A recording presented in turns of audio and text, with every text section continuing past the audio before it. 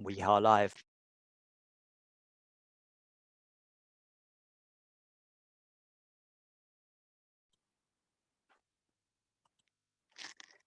Good afternoon, everyone. Welcome to our event this afternoon, Education Across the Divide, Research, Partnerships and Inclusive Practice. This is our fourth Education Across the Divide conference. My name is Neil Hudson-Basing. I am the Corporate Events Manager for London South Bank University. And before we start, I'd just like to run through a few things with you, a bit of housekeeping.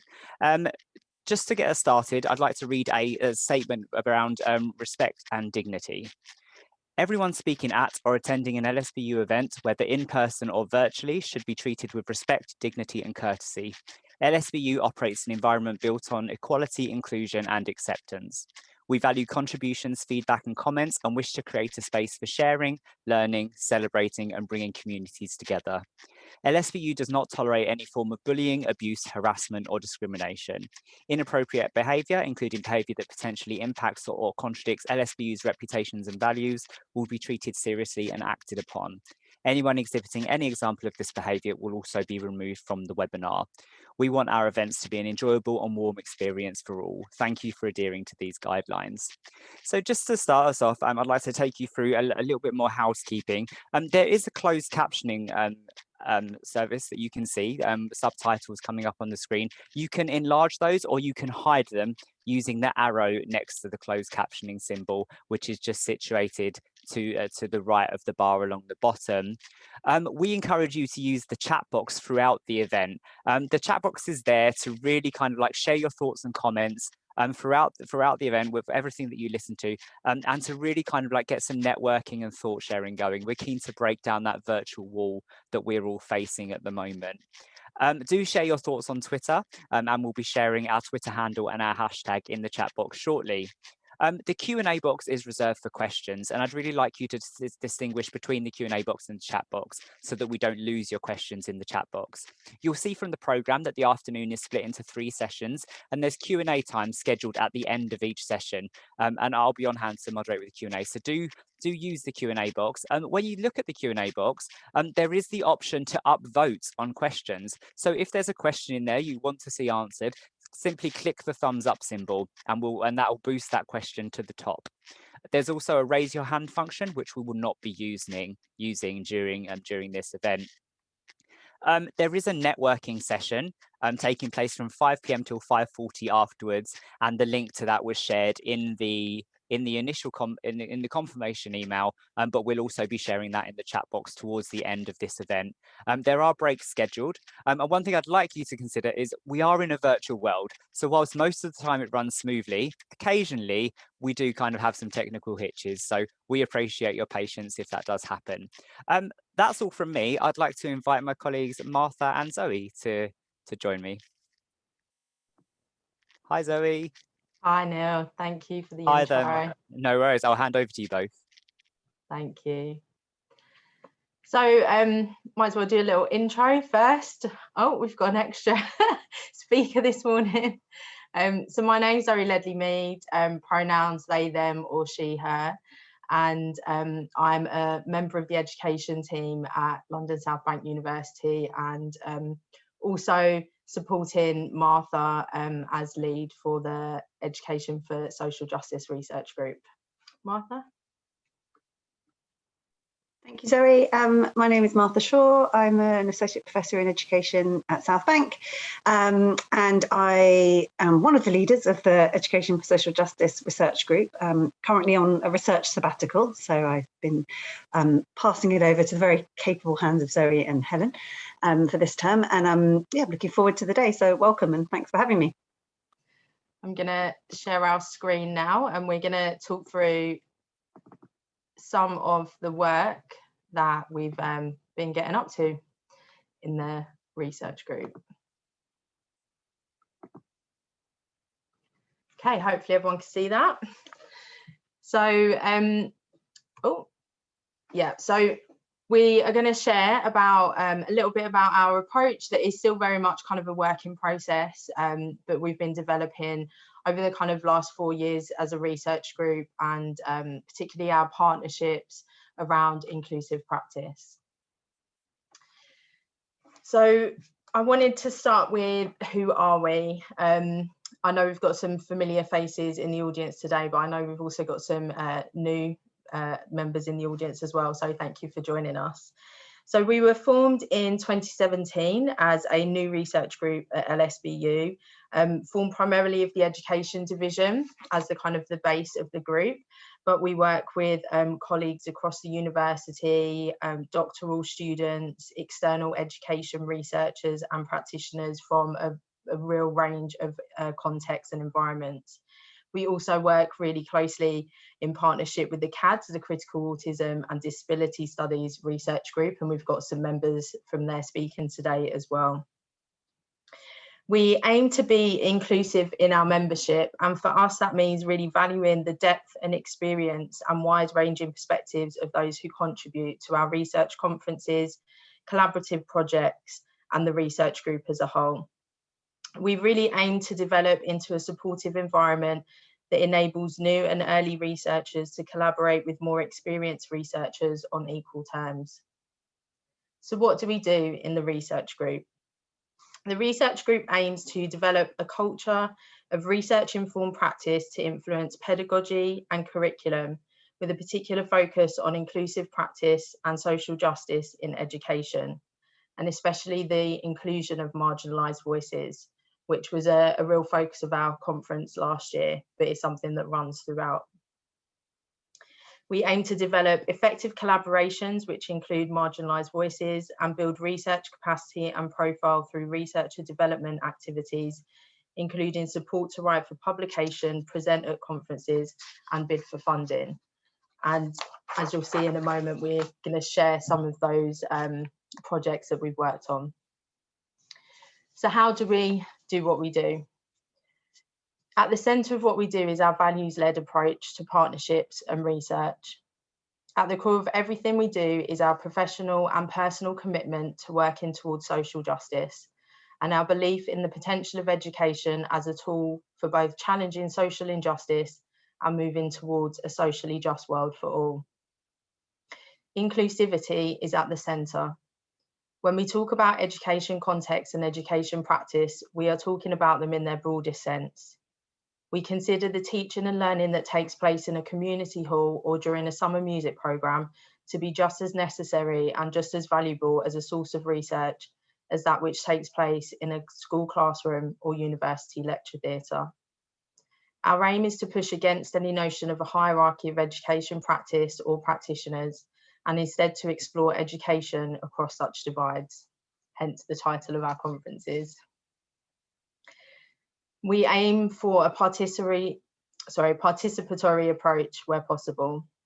Our research methodology aims to prioritise the voices of marginalised groups and individuals as much as possible as co-producers of knowledge, with the intention that the research we conduct is of benefit to participants. This approach requires us to be flexible and to collaborate closely with partners to create bespoke research projects. Our research informs our practice. Our projects intend to support our partners in reflecting on, developing and sharing their practice through a grounding in both the context of practice and academic theories.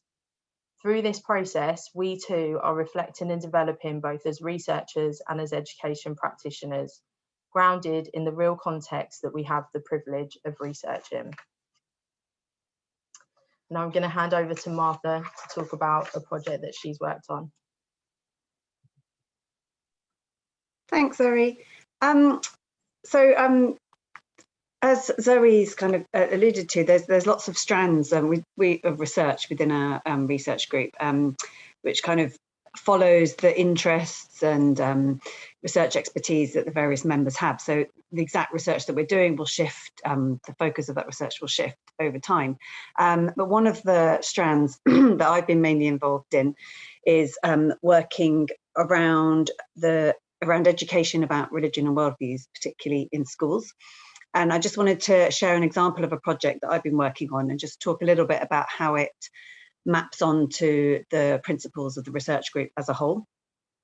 So the project I'm going to talk to you about is called Innovative Practice in Religion and Worldviews Education. And this is a project that was it's a follow-on really to some previous work that I was involved in with Goldsmiths, University of London, and my colleague Professor Adam Dinham there. So we've been involved for a few years now in work around RE and the RE curriculum. And this project, this set out to explore how teachers are interpreting a new framework for RE that's recently been proposed by a national commission on RE. So this new framework, or new sort of national entitlement, as it's called, that's been suggested, is a real shift away from teaching about world religions in schools as kind of static blocks of belief and practice, to adopt what's called as, or what's known as, a worldviews approach, in which both non-religious and religious worldviews are explored as being fluid and as being diverse. So this means exploring personal as well as institutionalized worldviews as identity, as well as exploring diversity and change within traditions themselves. So this report, the Commission on RE's report, outlined this new vision, and our project worked with schools to explore some of the ways in which schools are engaging with that vision. And this, what essentially it involved was the co-production with teachers of case studies of their own innovative practice in religion and worldviews that were then shared online. And I'll put the link into the chat in a moment if any of you are interested in having a look at those case studies. And these case studies are, so they're available online, and they're being used to both inspire creative practice amongst teachers and to stimulate ongoing discussion around the future of RE, or religion and worldviews, as it's being proposed.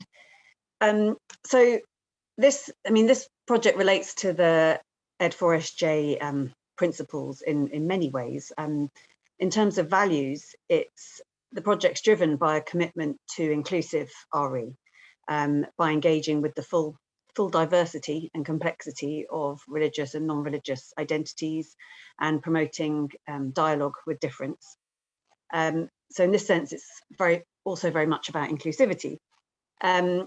The research adopts a participatory approach in that these case studies were the result of a process of co-production. So we worked with the teachers in schools to explore and to develop aspects of their own practice in light of this new approach that was proposed by the Commission. So the project's rooted in classroom practice, and the focus of the case studies was chosen by the teachers themselves. And we, as researchers, then work with the teachers to produce the case studies. So in line with the sort of principles of participatory research, the aim of this was to inform practice. And this operated on several layers, really. So firstly, to support the teachers involved in the research in developing their own practice in their own classroom. Secondly, by excuse me, by sharing the case studies online and disseminating them through national networks. They operate as a kind of source of inspiration or learning for other teachers. And likewise, dissemination and discussion of the project and of the case studies at conferences and at national CPD events kind of continues to inform practice more broadly. And on another level, in my own participation in and learning from the project has helped me to develop my own ideas and has informed the delivery of my teaching, particularly of the RE element of our primary PGCE. And then finally, on the international and national dissemination of the project and discussion of the project can feed into wider discussions about the future of RE in England and beyond. So it's very much a sort of built into the whole process of the research is that it's very, very much about practice, informing practice and rooted in practice. So I hope that just gives you an idea of the kind of one of the projects that we're doing. Thank you. If you want to find out any more, by the way, do just send me an email and I'll put my email in the chat. Thank you. Thank you, Martha.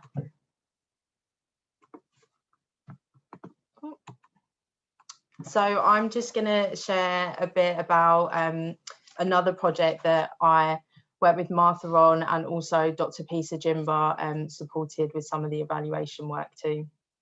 So this was the Hillcroft H2020 Beyond Education project, and we responded to an invite to tender for an evaluation for this project. And we feel that our strengths are very much in the qualitative approach, so we took on that part of the evaluation. So the H2020 project grew out of the need to support a substantial increase in the number of referrals of women who needed considerable and sustained support before they're in a position to successfully engage in their goal of returning to learn. These women often experience multiple barriers to learning, such as domestic violence, undiagnosed learning disabilities, poor mental health, negative experiences of education, gender, age, or race-based discrimination, alcohol or drug issues, caring responsibilities, alongside issues associated with being a refugee and insecure housing and/or income status. So the H2020 programme was set up at the Women's College to try and bridge and to reach out to women who are kind of labelled and considered as furthest from education. But it was a shift in the college's approach, in that they were really trying to be proactive in meeting the needs and addressing the barriers that those women faced. And so when we came on board to evaluate the programme, it was already at the time, I think, 3 years in, kind of at the final year of the programme. And the aims of our evaluation were to catalogue the barriers to education experienced by the women who were engaged in the H2020 programme, to identify what works to engage and support women categorised as furthest from education, and to appraise H2020's approach in light of the aims of the Big Lottery's Women and Girls Initiative, which was funding the project at the time. And so in terms of how this relates again to the Ed4SJ approach, in terms of our values, from the kind of the beginning of our engagement with the H2020 team and the discussions that we had, they were very much centred around our values as a research group and as evaluators, and the values of those leading the H2020 programme.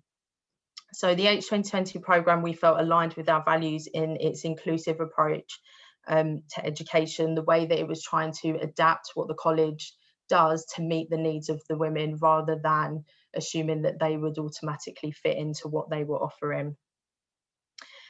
Also, the way in which the voice of the women was very central to their own kind of reflective practice and development of the offer that they were making.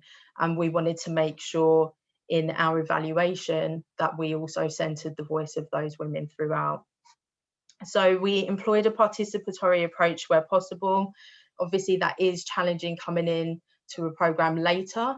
And so there were limits in what could be done there. But where we could, we first thought it was important to just kind of informally meet with the women, to attend some of the sessions, so that we could get a sense and a feel of the women, of the type of education that was being provided, and also so that they could get to know us, so that we weren't just these alien researchers kind of dropping in and asking questions without them knowing why we were there and what our intentions were.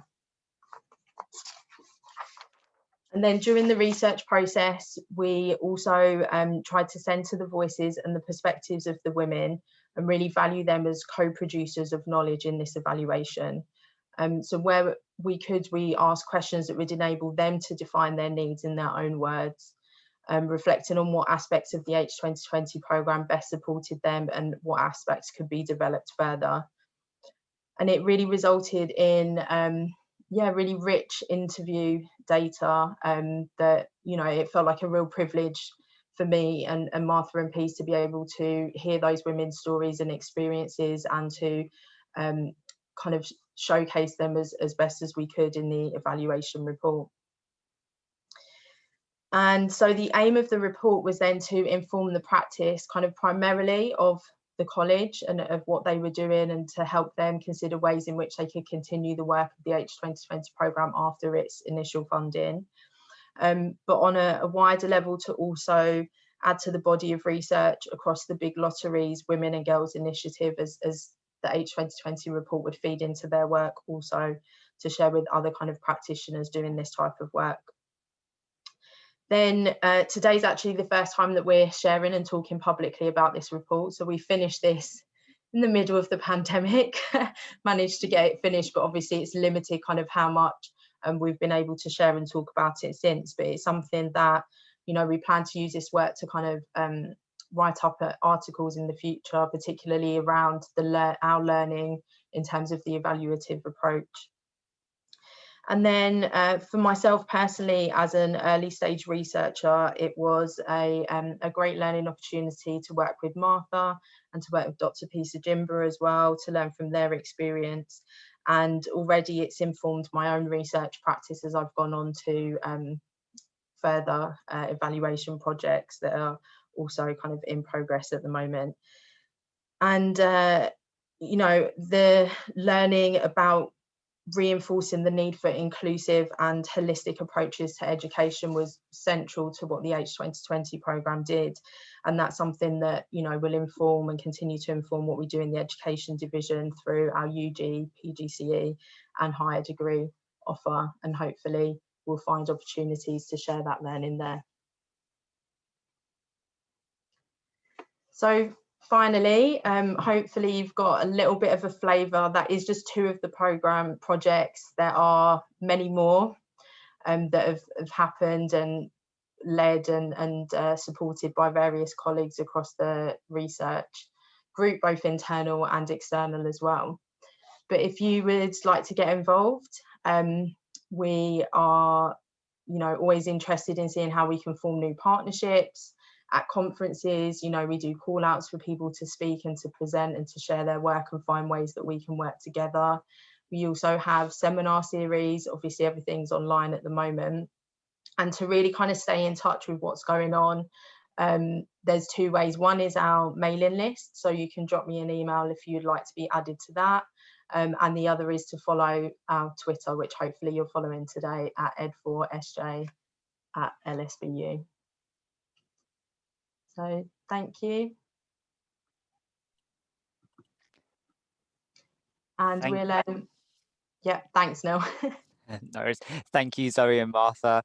We'd now like to introduce our Pro-Vice Chancellor for Education, Professor Deborah Johnston. Deborah will be talking about inclusion and partnerships at LSBU. Hi, Deborah.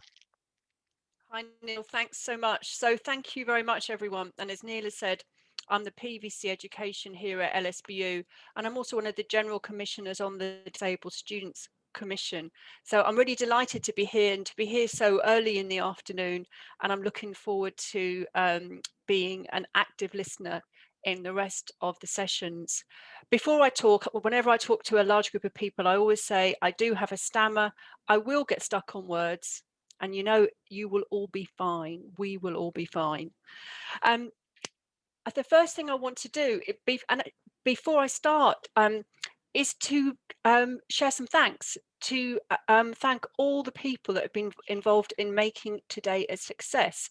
And of course, I should thank everyone that's here, everyone that has put some time aside in their afternoon. Of course, I want to thank all of the speakers.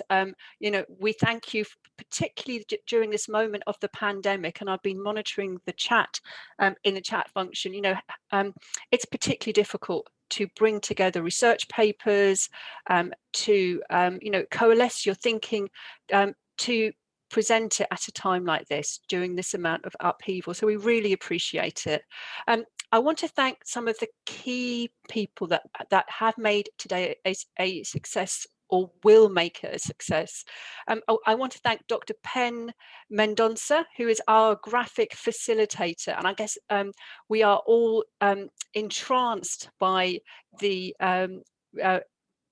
graphical images we've already seen, and the power that they have to uncover the dynamics in a particular grouping. So I'm really going to be fascinated to see how that unfolds today. I want to thank Neil Hudson-Basing, who is our events manager at LSBU and has already been a key linchpin in the organisation of today. And I want to thank the core Education for Social Justice grouping that have made today possible. So I want to thank Dr. Martha Shaw, Zoe Ledley-Mead, Dr. Helen Young, Fabienne Benoit, and Professor Nikki Martin. So thank you very much for envisaging this event, for supporting us all to participate in it, and for helping this be such a fruitful agenda in terms of the range of speakers and issues. So with that said, I've got some time to talk to you about the LSBU approach to research partnership and inclusive education. And I wanted to talk about the 3 kinds of divides that I think are particularly relevant for LSBU, and then to talk about 3 challenges that we have in responding to them. And so the 3 divides I wanted to talk about are the divide between students and researchers, the divides between levels of education, and the divides between teaching quality policy and research into teaching quality. So I'm going to talk about those briefly and then talk about how we're seeking to overcome those challenges in our approach in LSBU. So I said the very first divide is clearly the divide between students and researchers. Nothing for us without us. We all know the importance of full participation for really effective research, for the design, for the envisioning, for the implementation of educational interventions. I'd say that the COVID pandemic has made it even more important that we have a social justice approach to our research. And we can see that in 2 ways. We can see that because we're often having to push against very simplistic government policy narratives. I think we've all seen the way that government policy around COVID has been dominated by a vision of, particularly for higher education, of our applicants being those with A levels, so ignoring students that come on other routes, and our students being people that live on campus, so ignoring all of the different locations that our students live. So if the policy narrative has been even more reductionist, that's come at a time when our understanding of of a student perspective of their educational experience has become even more complex. So all the important divisions within the student body, the ones that a social justice approach would encourage us, would require us to consider, are relevant. We've seen the importance of ethnicity and social class in understanding the impact of the pandemic on our student body, but it's played out in ever more complex ways. It's played out in ways that have led to quite complex effects through digital poverty, caring responsibilities, and health inequities. So if the first sort of challenge is a careful delineation of who we work with and who we speak to in education research. The second kind of divide that has become even more important is the divide between different education levels. And we know that researchers, that even the body of researchers who might study education, compulsory education, further education, and higher education can be quite separate. We know that colleagues write for different kinds of journals, for different kinds of audiences. But at the same time, it's never been more important to understand the common issues across different educational levels. And that's true in LSBU because we are a group. So we contain South Bank College, colleges, the 2 academies, as well as the university. It's true for every university in terms of understanding what the prior experience of their applicants has been. The second kind of challenge that I think is important for us in LSBU is the divide between government policy on teaching quality and between research on teaching quality. And for this, I'm very much drawing on the work and thinking of Rob Cuthbert, and he put very well the problem of the growing divide between the policy on teaching quality that we see emerging, that's become increasingly reductionist and metrics driven, and research on teaching quality. And I would say that it isn't just the policy on teaching quality, it's the regulation and the way that then affects actions within universities. So there's a challenge in terms of that relationship between the everyday governance of teaching quality and our deeper understanding of what drives an effective, a successful education experience. So how are we responding to that within LSBU? One of the most important things that we set up in December of last year was our Academic Development Steering Group. And that is a group that draws on colleagues from across the university, the college and the academies. And it also draws on colleagues both from the professional services groups and from academic groups. And that is intended to do several things to respond to the kinds of difficulties that I've been talking about. So firstly, that's become a new body with which we are designing our professional development opportunities, and we're working with the education division here in LSBU to design and to deliver some new PG certs in teaching and learning in higher education. And those will be PG certs that we hope will give colleagues within the group a really strong foundation into theories of social justice within education. And our challenge is, how do we encourage it in an environment in which understanding that we've got a heterogeneous student body bringing different experiences, challenges and opportunities with them, how do we embed that into the approaches and the insights of all of our colleagues? The second kind of challenge that we bring is, how do we create a community of learning across the group? And so that isn't just how do we incentivize events, how do we encourage people to take part in professional development. That goes down to the difficult questions of how do we adjust workloads to ensure that people have the right time and space to invest in their professional development, but how do we develop academic frameworks of probation, reward and promotion that actually recognize and value teaching excellence and professional development.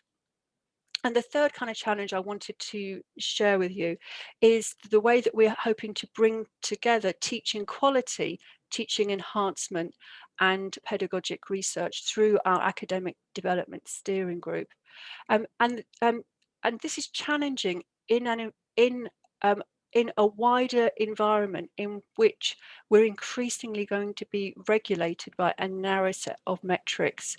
And you will have all heard of the Secretary of State's letter to the outgoing and incoming head of the Office for Students, which suggests that a university's degree awarding powers can be removed for particular subjects if it's B3 metrics, if its metrics haven't met a particular benchmark. So we're in a new era in terms of the general environment for regulating education in higher education, and the challenge is to continue to create spaces where we assess ourselves against the insights from pedagogic research, as well as an environment in which we are assessed by those student outcome metrics.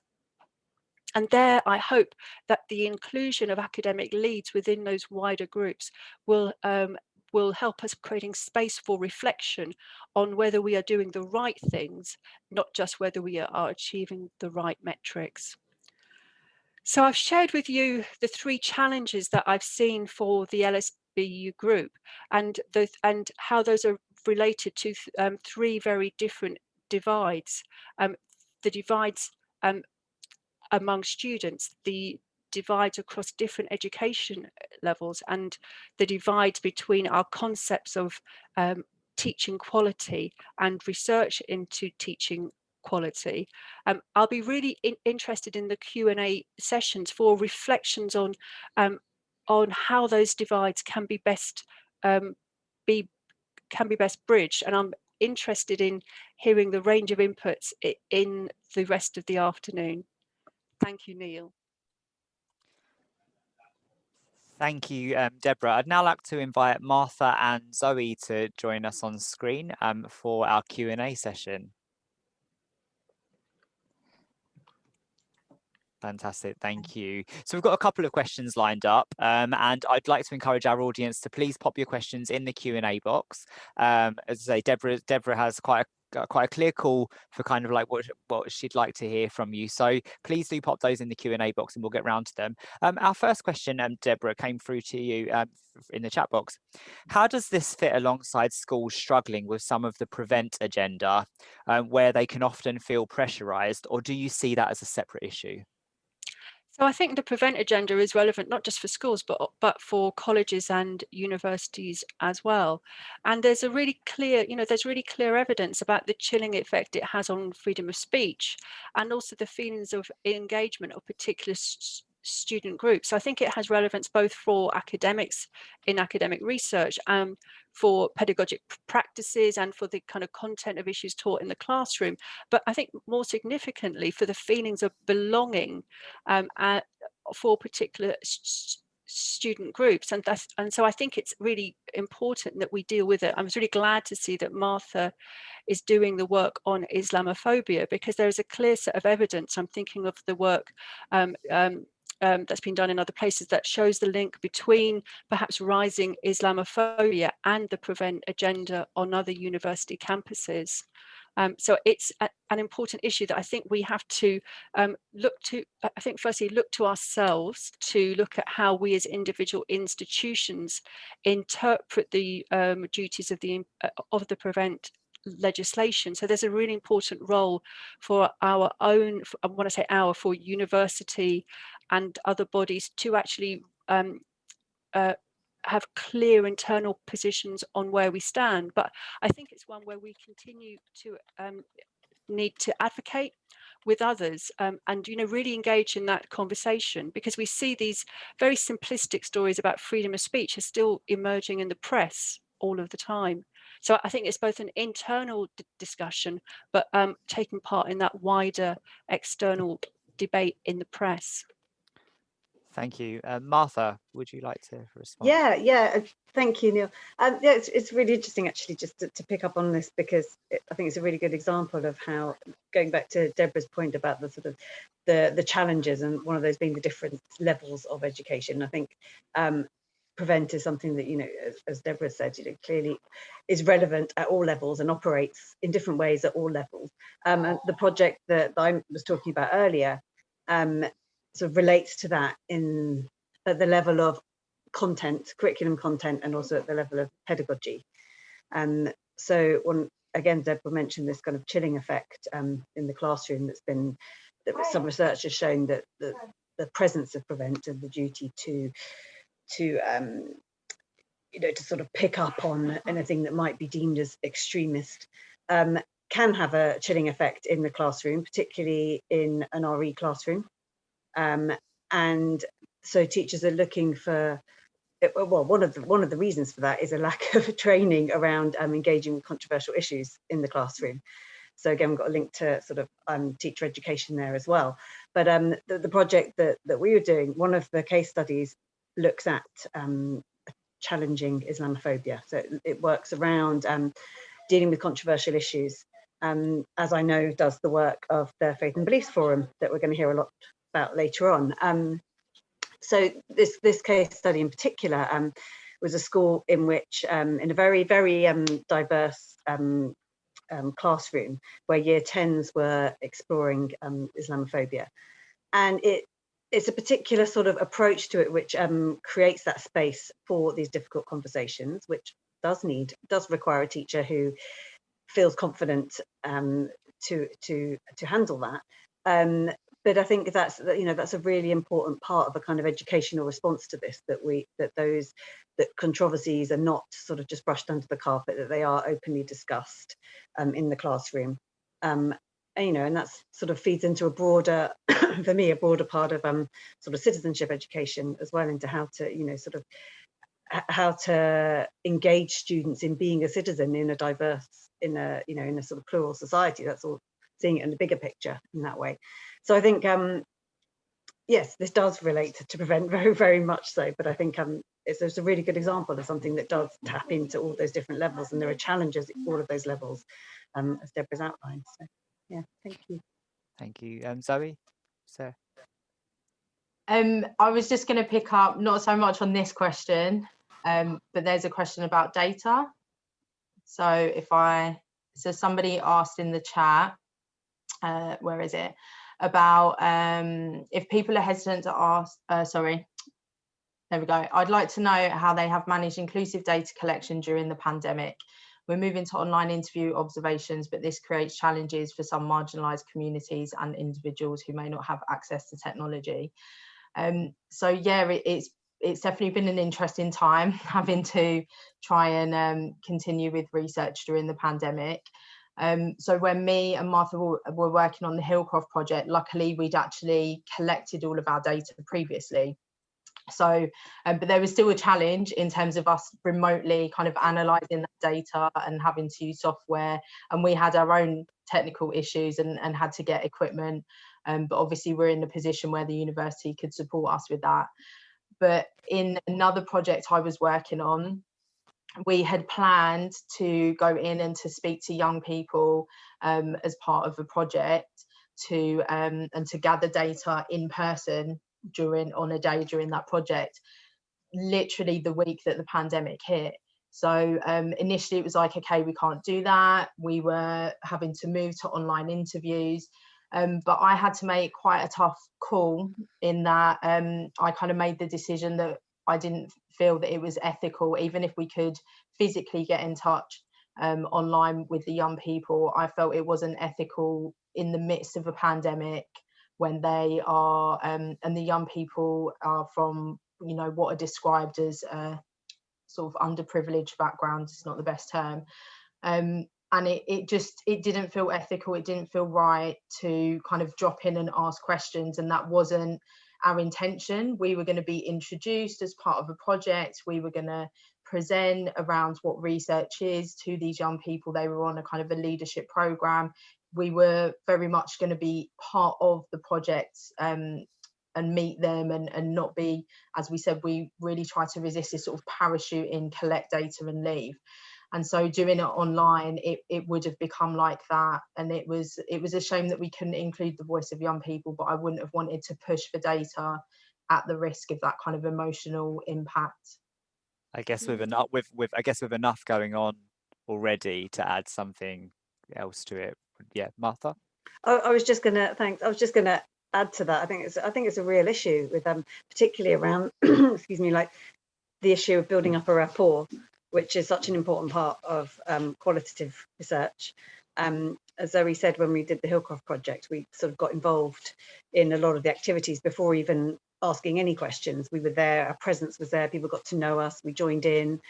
And obviously you've got other issues there about sort of your own positionality and whether you're then biased, but as you always have with that kind of research. But I think it's the move to online does methodologically make quite a difference to the way that you conduct research, and it's something that particularly students who are doing their dissertations or their own research projects, it's something that's really important to talk about, I think, in terms of your methodology, in terms of how you're handling your getting data and how you're handling the sort of research process as a whole. Thank you. Deborah, would you like to add into that, given the research element of it? I mean, one of the things that's interesting, and actually it's going to be more a question for Zoe and Martha, and I wonder if there'll be others that we'll hear from through the afternoon, is I wonder what opportunities there might be with more online research. And the reason is that when I think back to the research that I do, which is in a very different sphere, we've often struggled because we're looking at very lowly paid workers, and then trying to find those workers often means you're working on the evening or on Sunday with research teams, and there's quite a limited space where people have got that time that they can really interact with you. And I'm really interested because so I see all the things that online research can restrict and can make difficult. I wonder if there are any new opportunities that it creates, and I'd be really interested to hear what Zoe and Martha think. Yeah, I think in terms of sort of contacting the adult participants and the staff that were working on the project, it probably was easier online because it's, you know, you can set up the time and you can set invites and the link, and you know, that I think was a lot easier. I think it was more just with young people. I feel that's a harder thing to do online. And I know some of my colleagues who are studying their professional doctorates, I know that they have kind of like international people that they're calling on as their participants, and so obviously using Skype or using Zoom and things like that has really helped with that. Yeah, I was just going to add to that in terms of, although there are issues around sort of authentic voice and so on in terms of data collection, I think in terms of dissemination and discussing research particularly, it's been a real advantage to have everything online, in the sense that you mentioned the international sort of, actually this is going back to data collection, but in terms of who engages it in your research to begin with, I've been involved in a project in which it was initially going to be national, but due to the pandemic, the situation, it's now become international because that reach has been made so much easier, and particularly with dissemination was going to be my main point, that that you know, a lot more people are coming to events, to sort of research-based events, and are able to get to those, and your sort of reach, in a sense, is wider in some ways. I mean, I guess you could argue that, you know, whether you have as much genuine discussion as you would in a face-to-face event, but I think, you know, there are, like you said, there are challenges, but there are also advantages, definitely.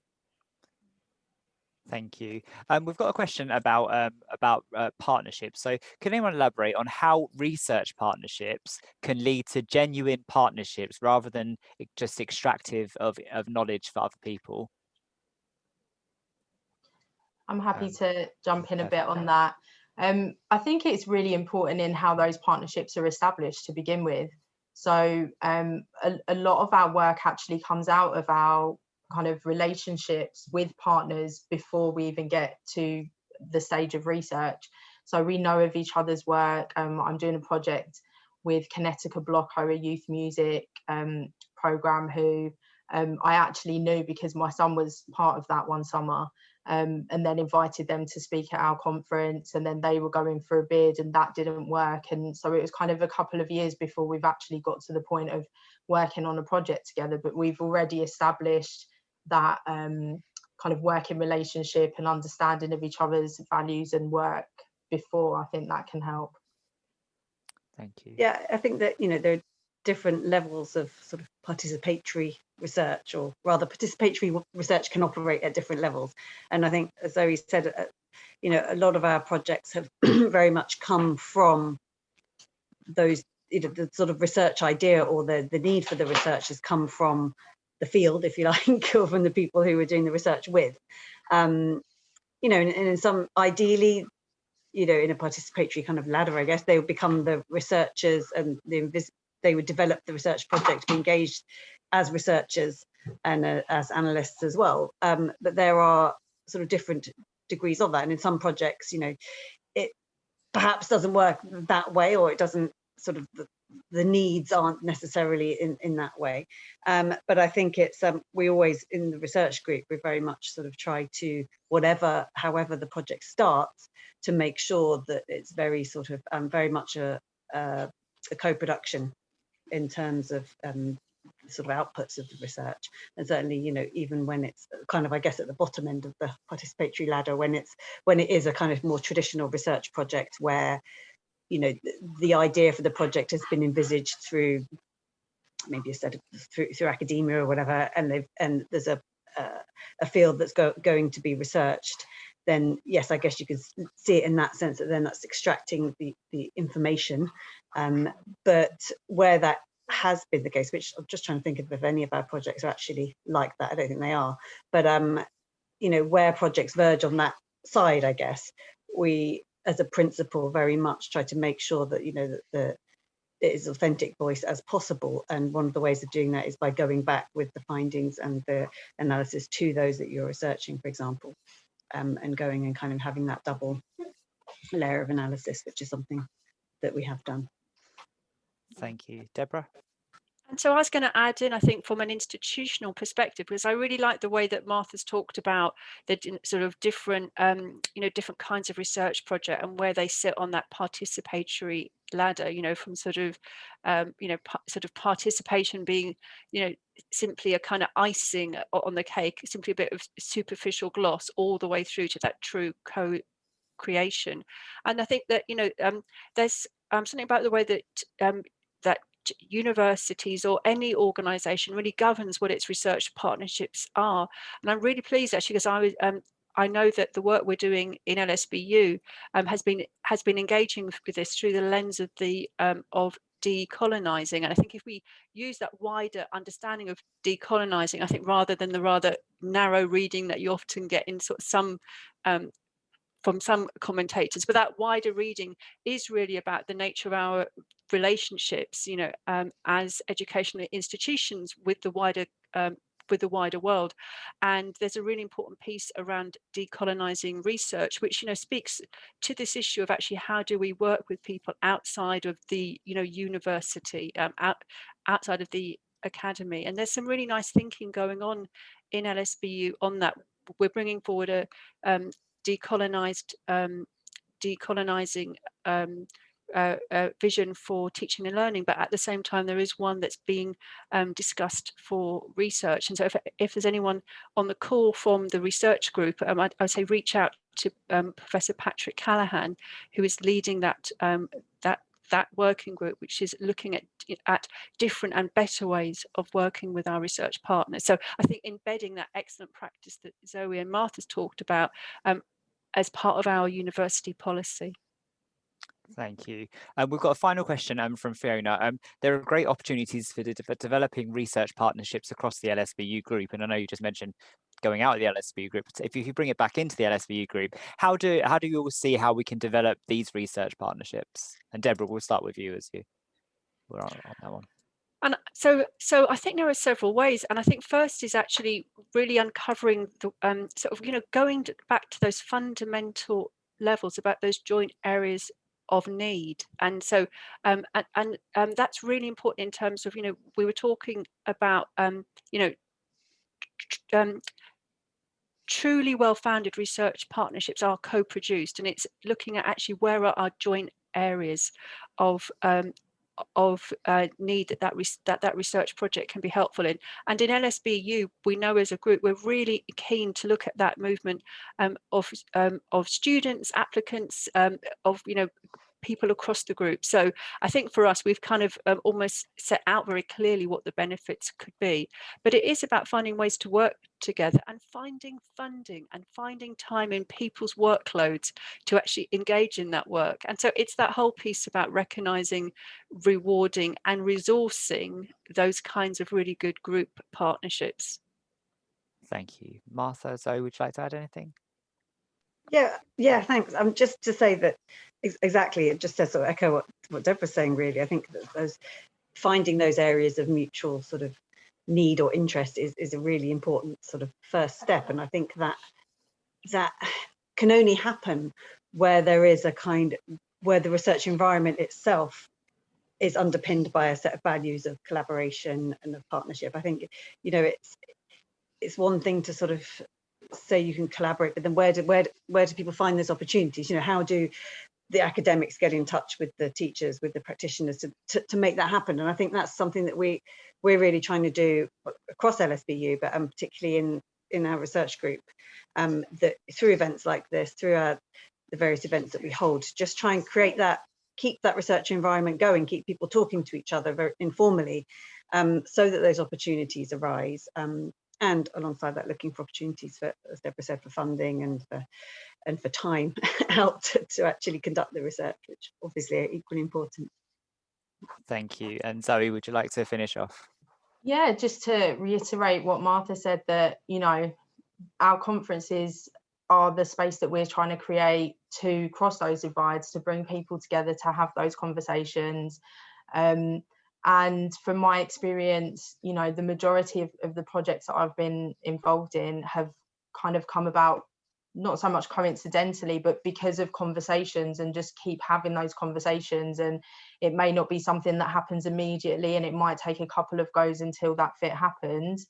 But yeah, just talk to us online, message us, send us an email. You know, we're always happy to see where the need is and to say, well, this is what we can offer, you know, and to figure out what is going to work in a very bespoke way. Thank you. And Nikki, I think Nikki's just summed that up nicely in the chat box. Our research group membership is inclusive and extends beyond LSBU.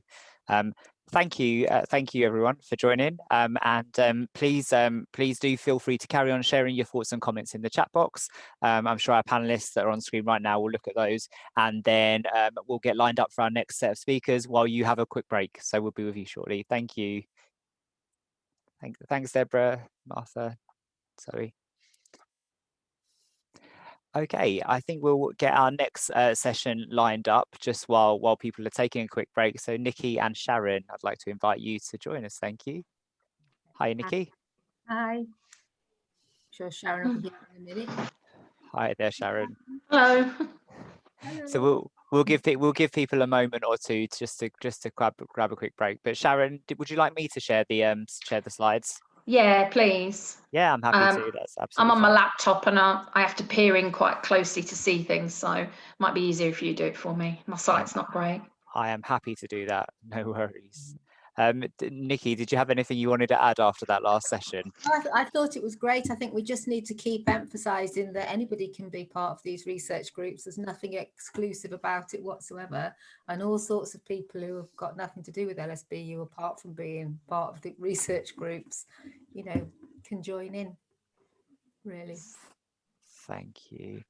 So we'll give it just a moment or two. I'm going to bring your presentation up. And the other thing I was thinking, Neil, when they were talking about the online engagement, all the stuff you've done, like Peter and Friends, and what you're doing with Lorna Wing, that had a research component, and you managed all that. Don't forget. I think it's just about being creative as well. You know, in the absence of face-to-face, and that's why whenever I do the intro to all events, it's kind of encouraging people to use the chat box and be interactive and kind of like help to break down that virtual wall that we're all experiencing. And I think that you can break down some of those barriers and still create quite warm, enjoyable experiences in a virtual world. It's just, you just have to think outside the box a little bit. Absolutely. You're not joking. So here we've got more EdD students arriving. Justin's here, Catherine's here. Great. Brilliant. So I'm going to share your screen for you. There we go. And I will hand over to you both. Thank you. Right. Okay. Are we starting now, Neil? Oh, yes, that's great. Right. Okay. I'll just introduce myself, and then Sharon will introduce herself and go through the first half of the presentation. So I'm Nicola Martin, and I'm involved both in Education for Social Justice Research Group. There are 4 strands in that research group at the moment, and one of them is particularly concerned with student experience. And this presentation is really around that aspect of the work. And the other research group I'm involved in, Critical Autism and Disability Studies, this research could just as equally sit in that group because a lot of it's about disabled student experience. But as Martha said before, the 2 research groups collaborate very closely. So I'm going to hand over to one of my collaborators, Sharon, to introduce herself and go through the first half. Afternoon, everybody. I'm Sharon Sturgis. I'm a disability practitioner and currently specialising in autism, and I work at the University of Leicester. So I've known Nikki a long time through our sort of professional associations, and I'm also currently a second year EdD student. And I guess this afternoon I'm Nikki's warm-up act, as it were. I want to talk to you a little bit this afternoon around collaboration between professional services and universities and colleges and academics around supporting all students really, but with a particular emphasis on disabled students. If we can go to the next slide, Neil. Thank you. So Nikki's going to talk about her project that she worked on with some other colleagues of ours around collaborating around universal design for learning.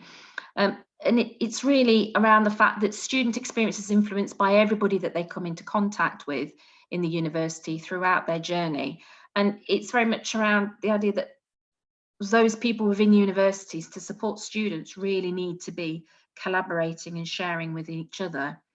And as it says there, professional service colleagues are seldom invited to participate as researchers in research, which impacts on student experience, despite often having a broader overview of how the university works than that of academics who are attached to a single department. And it's very much the case in disability services. We're quite uniquely placed in universities because we have something to do with everybody. So if I think of students I support, it starts with liaison with accommodation to get them the right room, then liaising with academics, departments to get adjustments in place, liaising with the exams department for adjustments, might be liaising with welfare to get additional support in place. So we really have something to do with all areas of the university, but we're not called on as much as we could be to input into research. Okay, the next slide, please. Our professional association, the National Association of Disability Practitioners, has been going for over 20 years now, and we do actually have a journal of our own. And this is a good vehicle for us to show the collaborative research that is beginning to take place between professional services and academic staff. The journal very much has a wide readership and a wide number of collaborators. So we do have academic staff who collaborate to the journal, but we also have professional services. And what we've begun to see is a collaboration between the two. And this is what we really need to build upon. That journal is open access, it's online. Do go ahead and Google it. And I'm actually editing the next one that's due out in June. So hopefully that'll be a bumper edition. But you'll see the sorts of work that we're sort of collaborating with academic staff on, and the really innovative projects and research that's out there. Okay, next slide, please. Okay, so it's great that we should start to begin to collaborate, but there still remains barriers to collaboration. And one of those is around silo working. As I've said, it's very much within a lot of universities, the idea that the disability department is very separate from the academic schools. And I certainly, in the first part of my career, was very much the idea that here's a disabled student, they belong to disability services. Here's one of Sharon's students, let's send them to her. And it's really, that's not our job. You know, those students remain students of the university. So we've very much worked on pushing back out really to say, we want to support departments to support their students. So we need to move away from that silo working where people don't share expertise and don't share ideas and information about students. And it doesn't have to be sharing information about individual students, because obviously that brings in a whole lot of data protection issues, but it is about sharing those ideas on how students can be better supported. Then there's the difficulties of engaging with research without a job title within it. My job title is actually a study advisor. It very much focuses on the idea that I'm advising students about study. Well, really, with the experience and expertise that myself and my colleagues have, we could certainly work a lot more on research within departments to show them how to support their students. And then as a member of professional service staff, we don't necessarily get the same opportunities as academic staff to undertake doctoral study. I am doing my EdD, but I'm very much doing it on my own.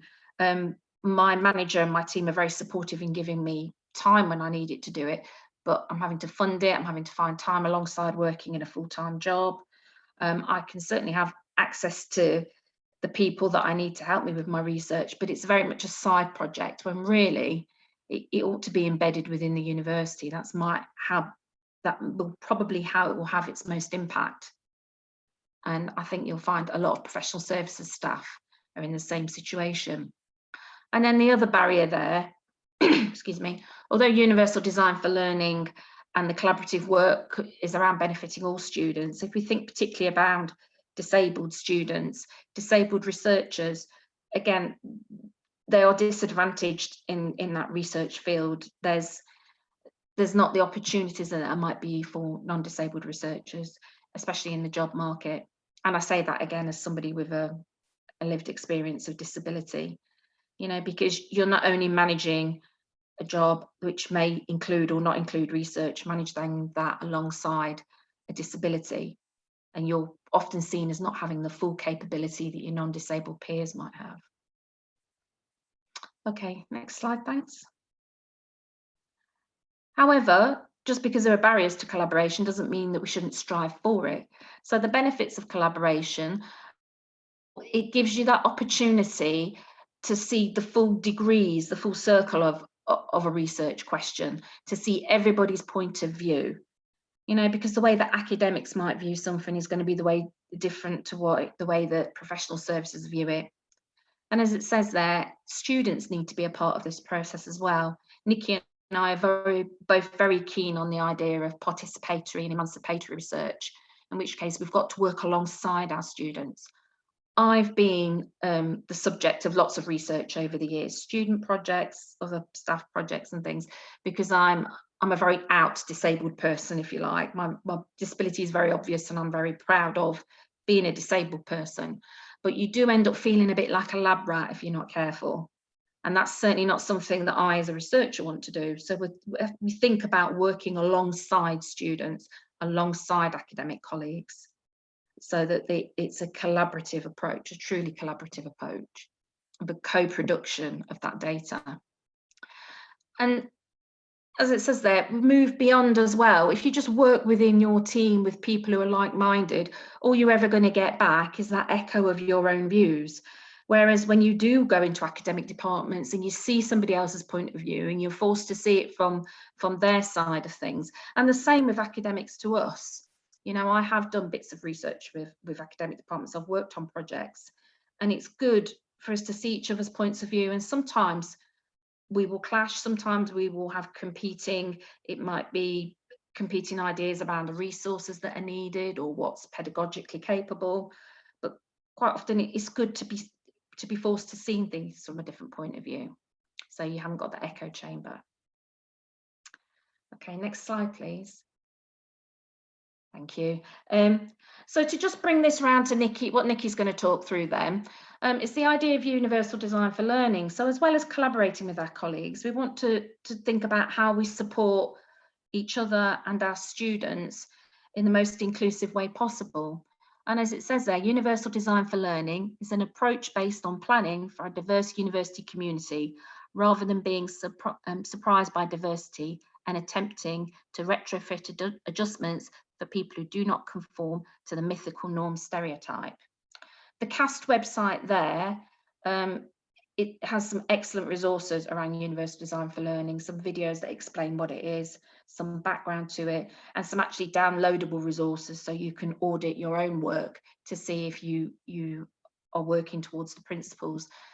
It was originally designed for the idea of disabled students, as I've said, but actually it's about making an environment, a teaching and learning environment, as inclusive as possible for all students. So that could be mature students, international students, students from non-traditional backgrounds. It would benefit all students. If we could just go to the next slide. Thanks. And I can only really give a light touch on this, but universal design for learning, could it help? It probably could, because it's very much based around the why, what, and how of learning. And it's based on 3 principles. So multiple means of engagement and multiple means of representation. That's very much about how we engage our learners, whether that's with synchronous or asynchronous materials, the flipped learning classroom, face-to-face teaching when we're back to doing it again, practical work, and how we allow them, how we represent the material that we're giving to them. So that's about making materials accessible, giving them more than the choice of some slides to read before a lecture, some readings, some oral material, some videos, you know, really mixing up what we're doing. And then the third principle of universal design for learning is around action and expression. So it's very much about how we assess students and moving away from this, let's just do an exam at the end. Could we assess as we go along? Could we give students a choice of assessments? Could they choose whether they wanted to do a coursework or an exam or some group work? So it's about giving lots of opportunities and lots of choice to students so that they have more agency over their own learning and more opportunity to pick methods of engaging with material and representing their own ideas about that material that best suit their own learning preferences. So if we can move on to the next slide. Thank you. I'll hand over to Nikki and she'll talk a little bit about a collaborative project that she did around this. Thanks very much, Sharon. And throughout this presentation, there's examples of projects that we've been engaged in. At the beginning, there was a highlighted yellow reference. We actually write about this disconnect between professional services colleagues, disabled people, and academics who have the privilege of a salaried position, being able to collaborate for social justice reasons, really, around things like disabled people having difficulty accessing work in academia, for example. So this project, implementing inclusive teaching and learning in UK higher education, utilising universal design for learning as a route to excellence. This was a collaboration between 4 universities, staff from professional services and academic staff, and the National Association of Disability Practitioners, and very, very heavily informed by the student voice. So it's very much this 360-degree lens. And it also led on to another project, which was a comparison of these universities with 4 universities in America. Oh, next slide, please, Neil. Thanks. So the overarching themes: disabled and disadvantaged students don't necessarily know what support is available at university, and staff at university don't always know how to advise them because they don't necessarily know either. And we found this out by talking to a wide range of staff and students. The students in transition don't always know enough about what's required from them academically when they get to university. Aspiration raising is a really important thing because this idea of widening participation up to the front door is really not social justice. So the pre-entry stage came out as clearly of fundamental importance. And we talked about how universal design for learning could minimise the requirements for bespoke, reasonable adjustments and eradicate barriers all through the student journey in different ways. You can go back and read the report. It's on open access. If you just Google my name at LSBU and look at publications, you can have access to the report. This is just a light touch gallop through it. Next slide, please, Neil. Thanks. So this idea that it may be that personnel in university make assumptions that students understand what university is all about before they start. They know that there's an entitlement to all sorts of services beyond just attending lectures and engaging with academics, and they've got a really clear idea about the skills that they need to develop in order to be successful at university. That might be an idea and an assumption that it exists somewhere, but actually in reality, it's not true. Students don't necessarily realise that, for example, if they don't understand Harvard referencing, they can access loads and loads of information in the library to teach them how to do Harvard referencing. They might come to university having never written a formally referenced essay, and staff might not necessarily understand that students really didn't get how you were supposed to do that. So we found all sorts of disconnects in the understanding of what university could offer when we got mixed up focus groups together involving students, professional services staff and academic staff together. And this is just some examples. So a student will say, services are not available when I'm at university, as dyslexia support is only open in the daytime and my course sessions are 4:30 after work. And then the member of staff for the Skills for Learning team said, yeah, well, we can make evening appointments. And then the course director said, well, I didn't know that. So it's just an example of a disconnect. Next slide, please, Neil. Another one, staff in the Skills for Learning team. This isn't our university, by the way, this is one of our anonymised universities. We've done loads of work on making resources to help students with academic writing, including screenshots, worksheets for planning essays and all sorts of stuff like that. Course director, we had no idea about these resources. Staff disability contact, we have an annual evaluation of our services, and something that comes up is that students say lecturers don't always know about their support plans. So more examples of disconnects. Next slide, please, Neil. Some positive comments. Disability contact. All student computers have Claro Read, which is a very widely used form of assistive technology. Course director. We have a lead for ICT on our team. She could do with knowing that Claro Read is all on all these computers and telling everybody else. Lecturer, we have a student with a visual impairment who's really good at telling us how she wants material presented. She makes it easy. We send stuff to her in advance in an accessible format. She reformats it. Students, our lecturers put everything on Moodle in advance. It's really, really helpful. Member of professional services team, that doesn't happen across the whole of the university. Next slide, please, Neil.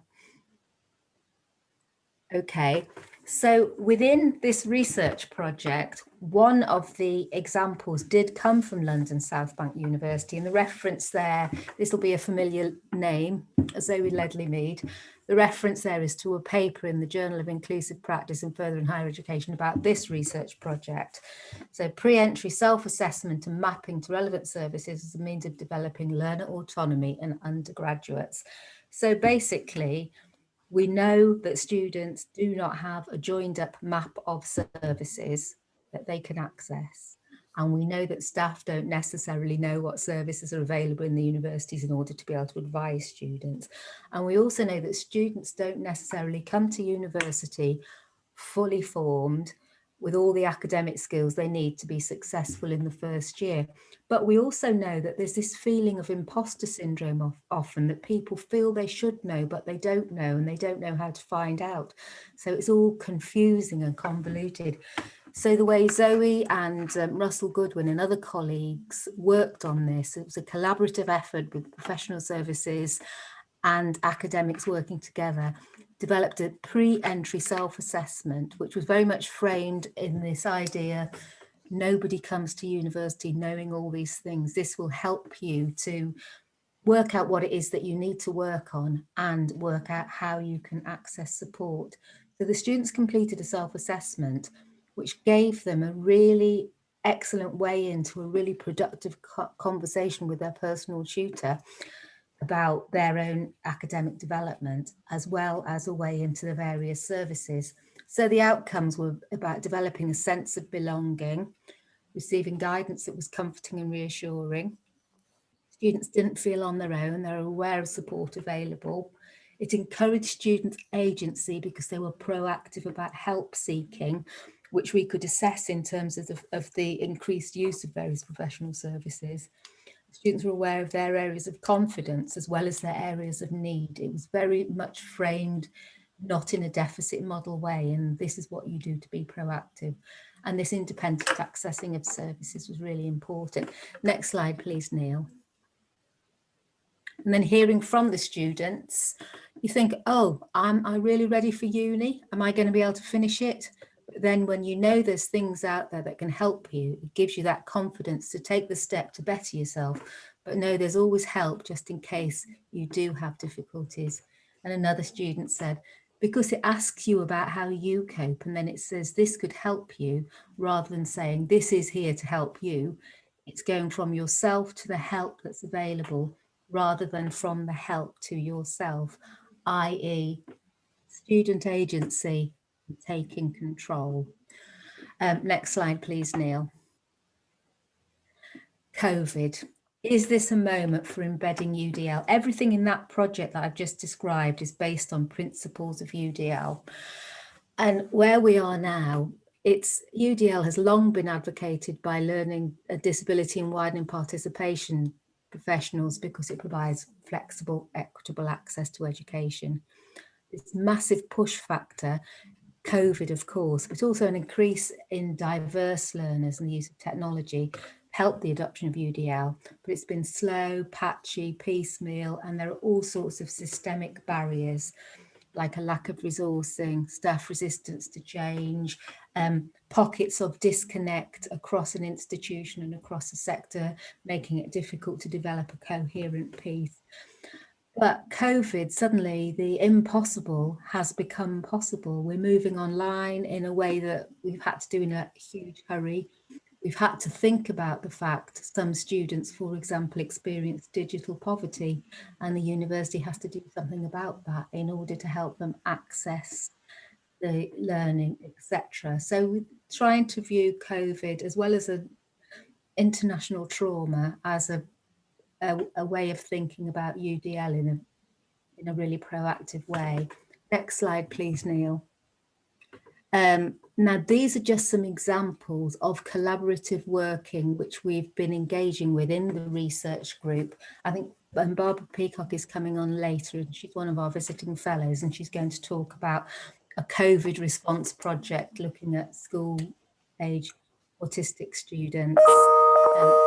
Within the National Association of Disability Practitioners, we work together on guidance for autistic students at university levels.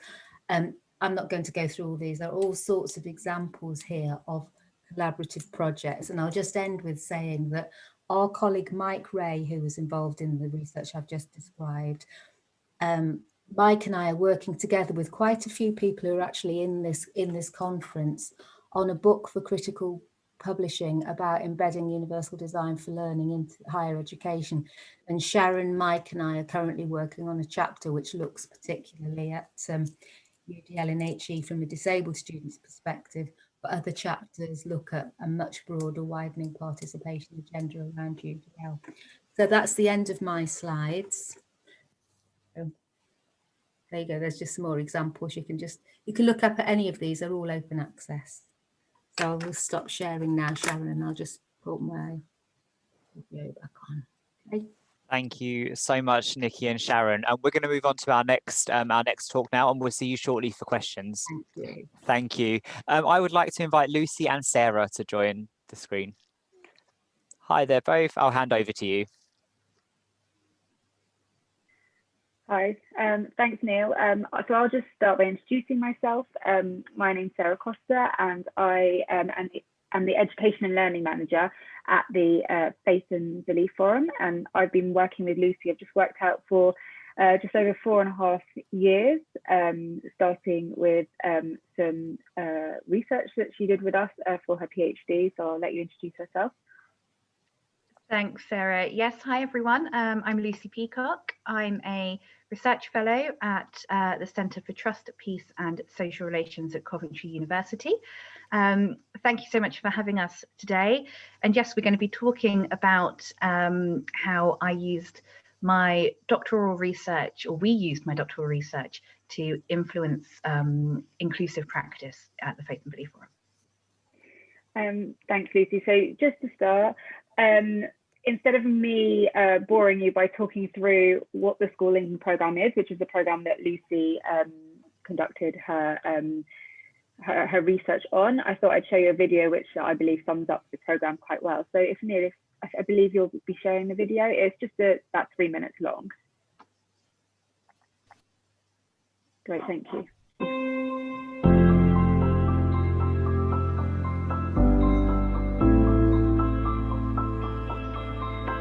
There is so much negative stereotyping against any minority group that we need to give the children tools in order to speak for themselves and also to speak for others. Sorry, what was that? Is it just me that wasn't seeing any picture? Could hear the voiceover but no picture. Yeah, there's no picture coming through, Neil. Give me 2 secs. No worries.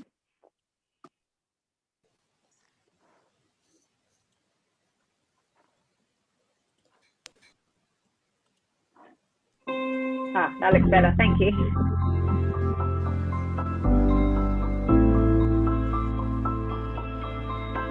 There is so much negative stereotyping against any minority group that we need to give the children tools in order to speak for themselves and also to speak for others.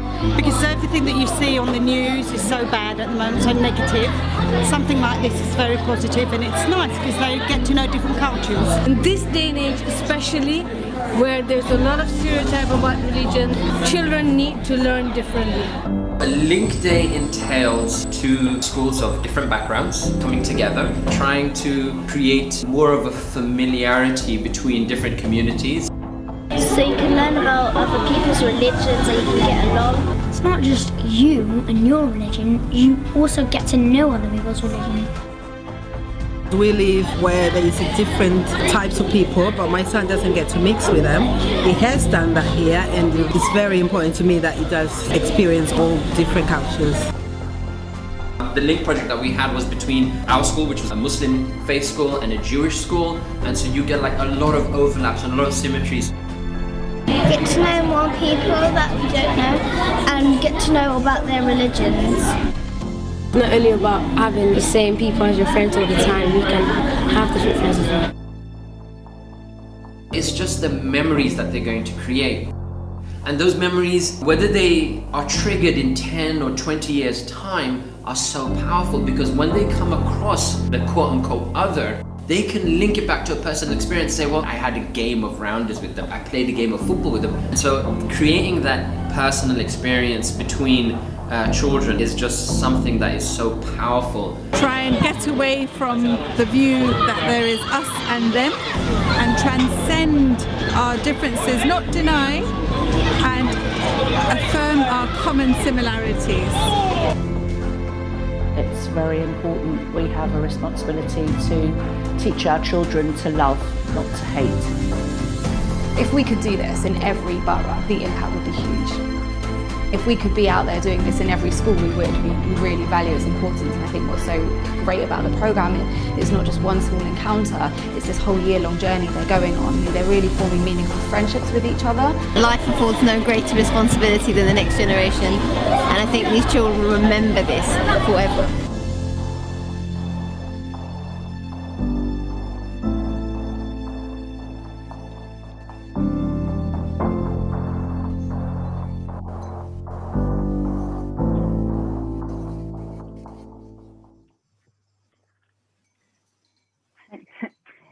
That was a video for Gala, so ignore the ask at the end. Thank you for sharing that, Neil.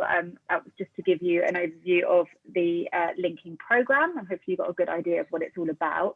Lucy's just sharing her screen, because what I'd like to do right now is thanks, Melissa, talk you through a little bit about the researcher staff relationship that Lucy and my team had. I think thinking about this program, as you can see from the video, it is a great program. It's a really successful program. So I guess, what others may ask is, why would we want someone to come in, evaluate a program that, is going so well, and potentially bring up things that, we might need to address? And I guess thinking about it, the answer really is, the latter. I think it's really worthwhile to step back, bring someone in from the outside with no emotional connection to the program, which I have a lot of, give an honest, with this is really educational, summary of the work that's going on. This then helps us to continue and grow and strengthen the linking program, making it as meaningful and impactful as it can be. But to do that, I do feel like you need to evaluate and address issues and make changes. So in my team's opinion at the time, Lucy approaching us was a real opportunity, and I think we really would have just been really silly to turn it down, quite frankly. How do we foster the relationship? Lucy spent a great deal of time getting to know the team. She joined in organisational lunch and learn. She spoke about her experiences, her thesis, the aims of the evaluation. She met with the linking team as well as like the wider education and learning team, and spoke to others who've been involved in the programme over the years. So these staff that maybe didn't work for the Faith and Belief Forum anymore. To be perfectly honest, our evaluation was a bit of a mess. We've had different staff working on the programme over the years, different things being developed. And Lucy made absolutely no judgment when this is a real situation, turned up our office when you could do that, and took home so many piles of folders of evaluation material that had been stored and hadn't been used, basically in a suitcase. It was good to know that she didn't judge that, and she would be looking at that and using that in her research. And I guess the final point is really, for me, it felt like when you can see someone who's so passionate about their thesis, also is really supportive of the organisation and the work that we're doing, it's actually very easy to gain trust and build a relationship where we end up supporting each other. And it was very clear what we would get from Lucy working with us and vice versa. So now I'm going to hand over to Lucy to talk through a little bit more about what she was researching and some of her findings and that impact for us. Thanks, Sarah. And yes, just before I do that, just to reflect on this kind of relationship aspect from my point of view, kind of from an academic perspective, of course, we need to reflect on our positionality. It's so important for us to be critical around our motivations, our biases. And I think this is especially the case when you're working so closely with an organization, because there's an element of managing expectations along the way. So for me, I had some kind of insider experience of some of the challenges faced by the Faith and Belief Forum. I'd worked in the charity sector before going into academia. And I've recently written a blog post about how I managed this relationship by adopting a methodological approach called double reflexivity. There's a link on the slide, and I think it's going to be shared in the chat as well. So if you're interested in that, please feel free to take a look. It was just published this week. Okay, so I'm going to talk for around kind of 7 minutes, just to give you an overview of the research to kind of contextualize things. So from an academic perspective, my research objective was to gain an original insight into the relationships between interfaith contact, which is represented by the school linking program, and peaceful relations among young people in schools. And I did this by evaluating the effectiveness of school linking. So I used a mixed methods approach. I analysed almost 1,500 surveys from 2016 to 17. Those were the documents I took home in the suitcase. And I collected and analysed my own primary, more qualitative data in the 2017 to 18 academic year. And that was through participant observation of teacher training and in schools as well, an open-ended survey, and also teacher focus groups. So my findings were both quantitative, so focusing broadly on kind of a representative sample of student and teacher experiences, those were the surveys, and also the qualitative as well. And whilst these kind of qualitative findings are not representative of all school linking students, they provide a more detailed picture of the processes underlying how relationships are formed between young people taking part in school linking. And you can see here that the findings fell under 4 main headings, but given the theme of this conference, I'm just going to very briefly expand on selection, power and space, since these findings have, I feel, most greatly influenced how school linking is being framed in terms of kind of inclusive practice moving forward. So just some kind of key headlines then. First, I found that methods of selecting students for school linking channel different dimensions of power. So were they the brightest students who wrote the most engaging kind of written applications? Were students signed up for the programme or actually indeed refused permission to attend by their parents? Were co-educational classes segregated by gender if they were linked with a single-sex school? All these different selection methods affected the means by which the students ended up in the room together. and that sets the tone for the dynamics of the encounter in the first place. Second, the relationships between linking teachers, so the two teachers who are paired together with their classes, these were also imbued with power dynamics. So notably, there was a case where the teacher dynamics were gendered. There was a male teacher from a Church of England school paired up with a female teacher from a Muslim school. And I found that in this case, their interactions risked perpetuating preconceived cultural norms among their students about unequal gender roles in interfaith dialogue more generally. I identified that the spaces which teachers and students share in school linking were relational. They're constantly shifting. And in terms of how the power dynamics kind of spread through into behavior, these dynamics were often defined in terms of power by hosting and visiting student roles. And then also my observed hesitancy on the part of some students to mix with each other within the physical space of the classroom. This wasn't necessarily negative. It wasn't necessarily an indicator of negative attitudes or behavior towards the other students, because it could be explained by factors relating to teacher ownership of the space. So here, this finding offered an alternative perspective to previous academic research, which explicitly associates student mixing with positive interpersonal relations. So that was just a very quick kind of few examples of some of my research findings for you today. And before passing back to Sarah to reflect on how some of these findings have influenced the design and delivery of school linking, I want to briefly talk about its impact in terms of academic theory. So my final research question was, how can school linking influence academic understandings of peaceful relations? What does peaceful relations actually mean for these young people?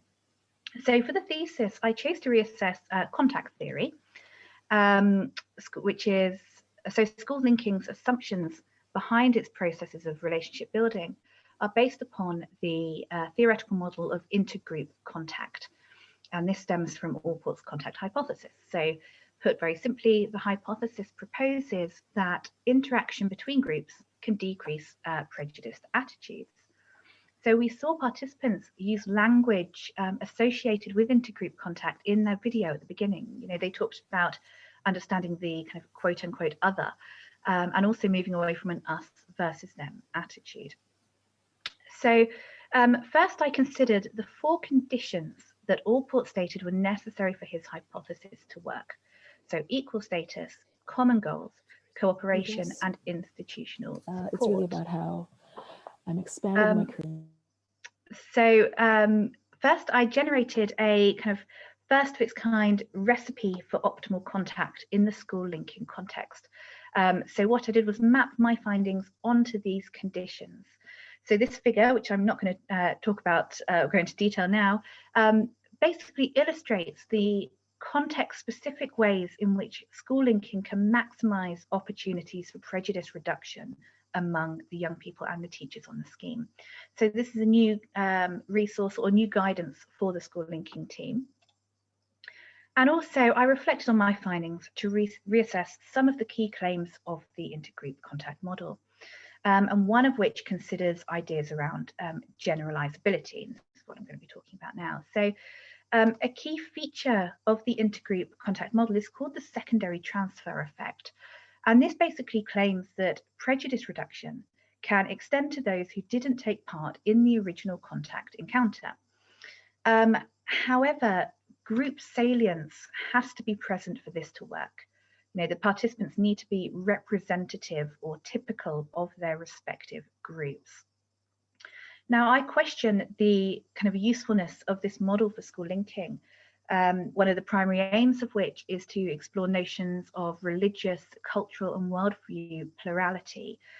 For me, presenting in-groups and out-groups as homogenous actually exacerbates a type of religious illiteracy that I witnessed among some of the students and some of the teachers in some of my other findings. as well as some students reported negative perceptions of the concept of difference.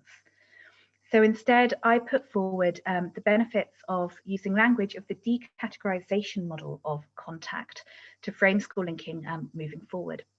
And this model essentially works by actively deconstructing perceptions around group salience in favour of an exchange of personalised information. And I feel that this more accurately represents the Faith and Belief Forum's ethos and methods, and also positions school linking at the forefront of current debate in RE. You know, they work with faith schools. Many of the teachers on the scheme are RE teachers. And, you know, Martha spoke at the beginning of this conference about a current kind of discursive shift in RE towards language of institutionalized, but also personalized worldviews. You know, Martha mentioned that religious and non-religious identities are increasingly being framed as fluid. You know, and diversity and change within traditions is really being emphasized. So for us, it's exciting to broaden debate within RE to also recognize the role of extracurricular activities in exploring questions of faith and belief in the classroom.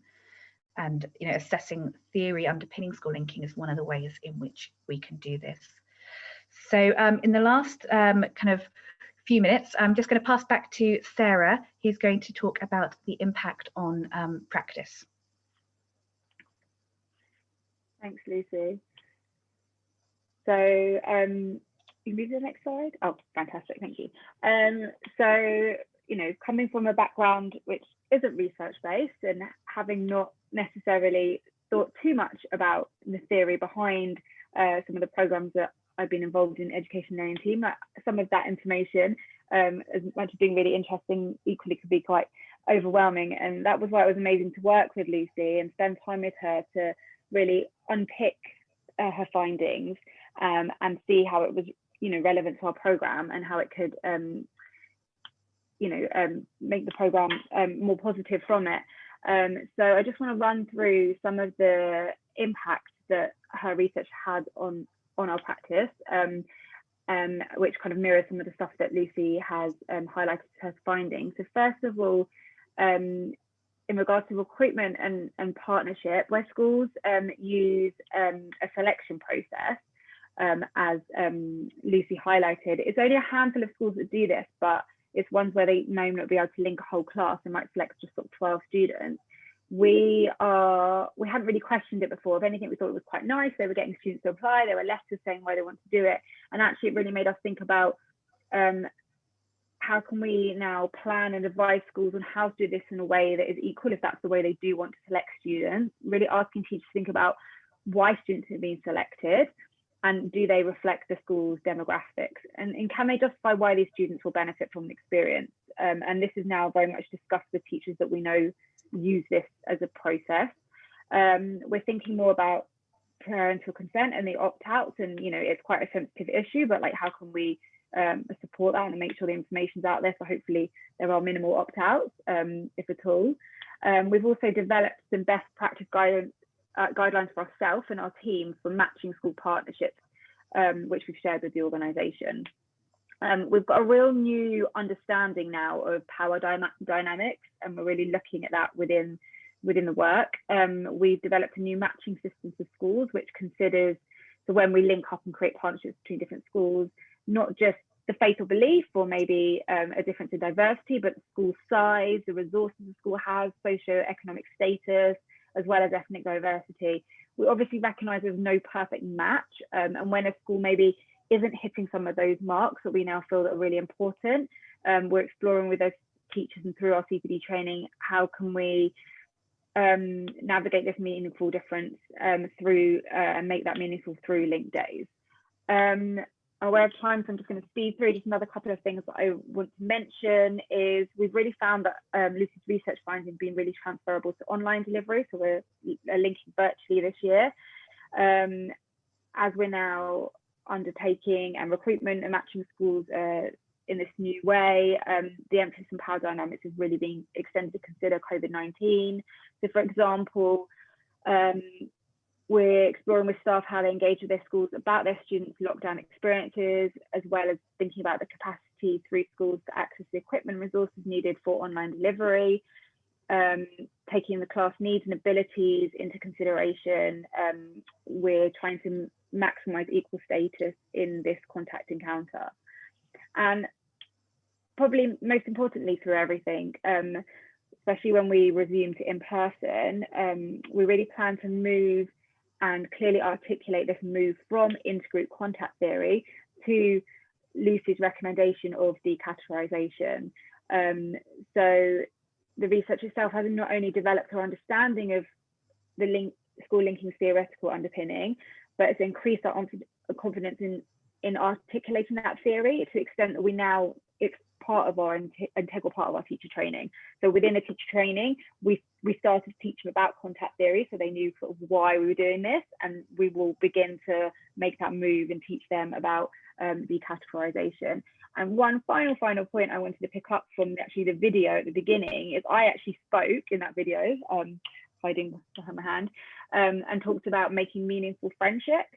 And something that Lucy and I have spoken a lot about through this research is friendship the right word to be using for the amount of content they have and what we're trying to achieve. So we've now actually moved to talking more about building relationships that could then possibly turn into friendships, but it's not quite at that friendship stage. And actually it's really interesting to unpick that, that kind of terminology. So just moving on to the final slide and a bit of a conclusion, just wanted to really emphasize that having Lucy involved with the research has been a really positive experience, not just for the organisation and the linking programme, but also the linked teachers that were interviewed by her at CPD. And actually it's moved on to having Lucy more involved in FNBF as a whole. She's now developing and supporting other work within the organisation, doing evaluations for some of our other newer projects and projects in our other teams. The report Contact in the Classroom that she created for us as a kind of more of a findings document from the thesis, which would obviously be quite a big document for lots of people to read, is really, really useful. And we're still working on that with Lucy and how we can improve our evaluation process moving forward, and other aspects being picked up. So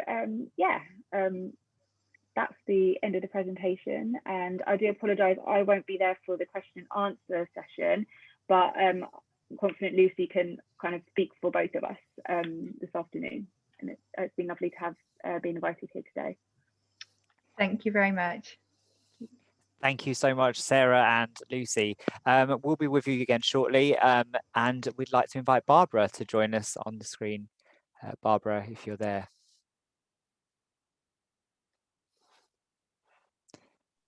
I am here. Hello. Hi there, Barbara. Hi, shall I go straight into it? Sure, and I'm sharing your slide. Okay, thanks very much. And thank you very much for inviting me to come along to talk with you today. I think my presentation is going to feel rather different from the presentations I've been hearing. And Sarah and Lucy, what a fantastic video and what great work. It was so lovely to hear what you were doing. So I'm not a researcher. I'm talking really about a collaboration between a local authority and LSBU, particularly around research-informed practice around autism. When I was doing this work, I was an independent consultant working for a large local authority. And I was there as an interim director of transformation around SEND. In terms of my background, I've been a director of children and adult services for over 9 years, and I'm a visiting fellow with London South Bank University, which is partly why I'm here, and you will hear partly why I wanted to choose South Bank to do some work in this particular piece of work. Neil. Next slide, please, Neil. So I'm not really clear how much people know in terms of people in the audience here. So I know that there'll be some of you who probably know a huge amount more in great detail some of this, but I thought I should set the scene because there are some issues about SEND and about the national picture that is very true for what was happening within this particular individual local authority, and why I wanted to get some external help and support, which led to the collaboration with South Bank. So some of you may know the National Audit Office developed a very condemnatory report, you might say, about the outcome of some of the reforms around SEND, and actually about the lack of money there is in the system to deliver the aspirations. But in 2019, there were 1.3 million children with special educational needs and disabilities, according to the National Audit Office report. And this equates to about 15% of the child population. And of this cohort, about 20% of children have education, health and care plans. In 2019, the County Council Network, which is the network of all the large county councils. So in many ways, these are the leafy, more affluent areas. They said that they faced a combined budget pressure of 6.4 billion by 2024 to maintain services at a 2015 level. And those of us who have direct engagement with some of the services for children will know that the 2015 levels were not at all where we want them to be. And clearly all these figures and these estimates are pre-COVID. And the vast majority of local authorities have very large overspends in their special educational needs and disability budgets. Neil, next slide, please.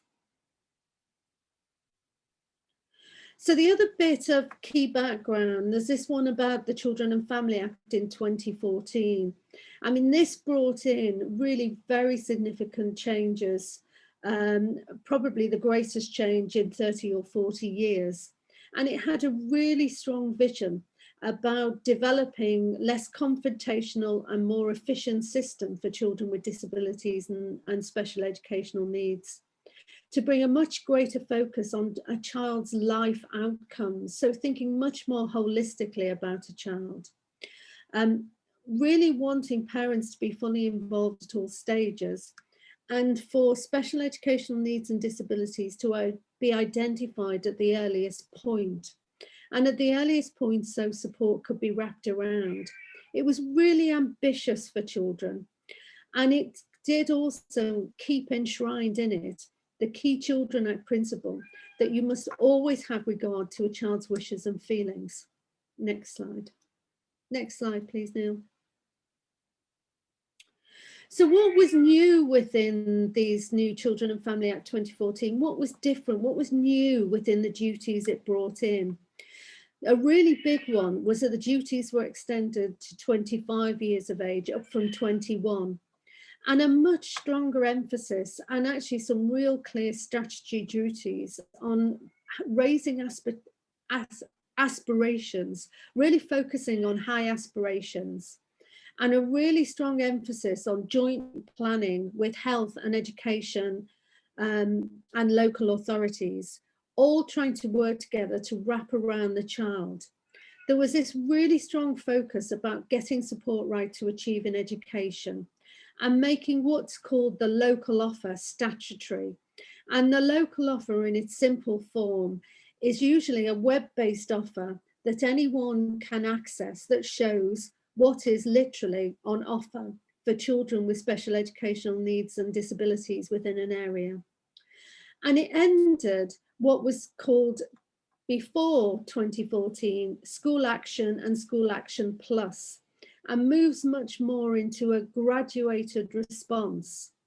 And that there's some real issues around some of these that will come out in the next few slides. And it also introduced the education, health and care plans. So for local authorities that were really on top of these reforms and really use them as a way to engage with their education and with families and with health, managed to make a much stronger transition into these new duties. Now, if the leadership in the local authority was not strong and wasn't proactive in these areas, it meant that there was a big gap within the leadership that pulled together all the things that needed to wrap around a child.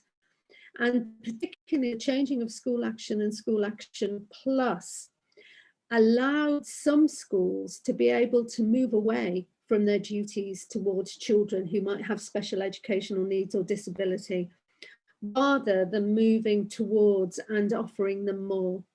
Next slide, please.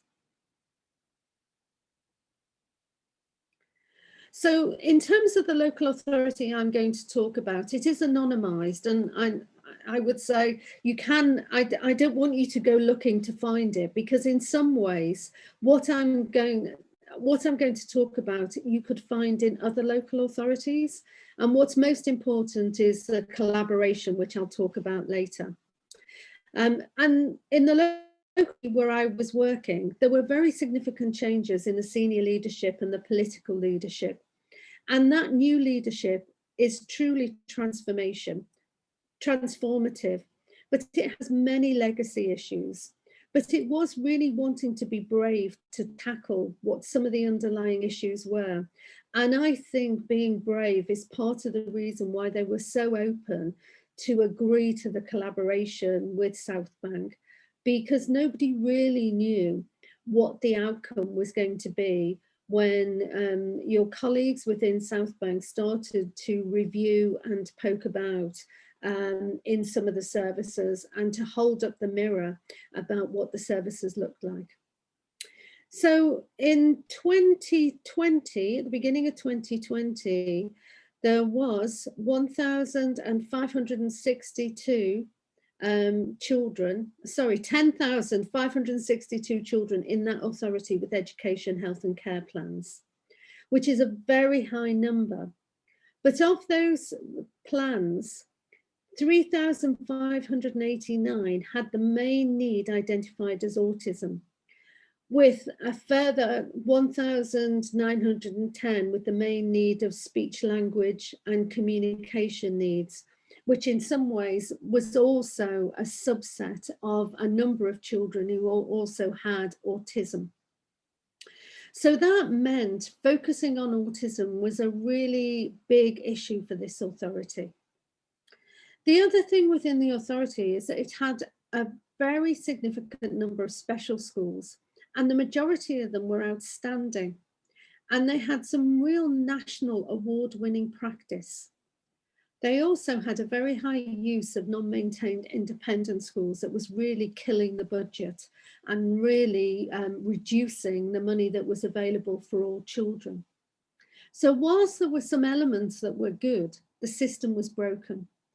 There was high levels of professional mistrust and very high levels of mistrust by families. And the quote below, "We are not trusted partners, we are in a battle," is a quote from one of the families that I'd engaged with. Next slide, please.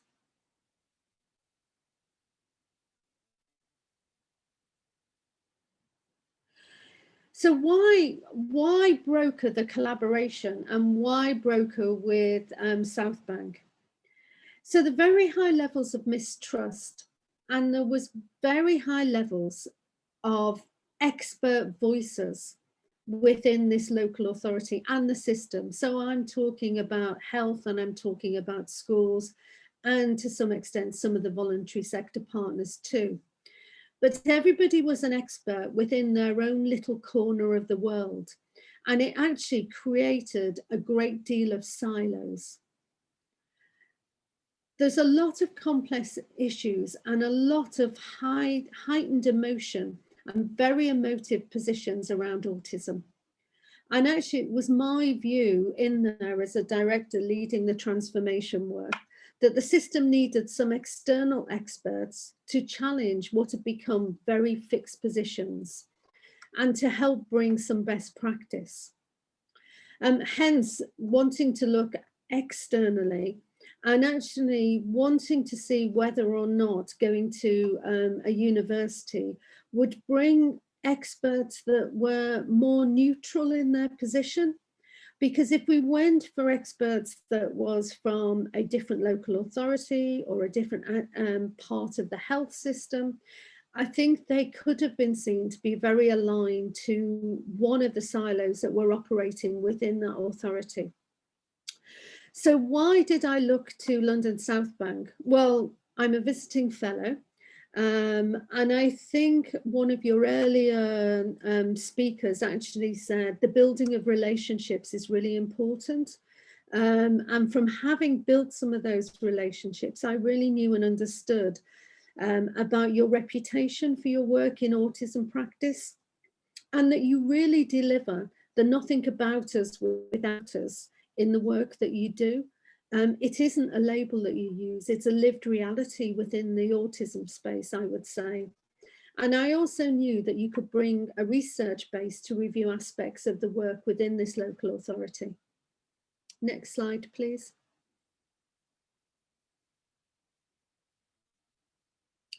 So what are some of the things that we did together, and why did we do them?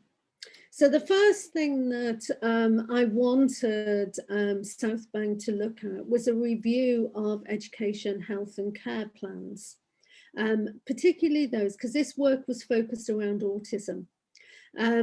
So focusing on these education, health care plans where autism was the main need. And there were three particular areas that we were really interested in hearing about. One was the child's voice. The other one was the ambitions for the child. And the third one was about the quality of the planning. And the services within the local authority felt that they were very good at writing education, health and care plans. And we knew that the parents had very mixed views. And the focus on the child and ambitions for the child was deliberately chosen because both LSBU and Nikki Martin in particular, who was the lead person I was talking with on that, we were really clear that if we focused on the child would give us a common focus. And that focus would really help us navigate a way for bringing people together. Next slide, please.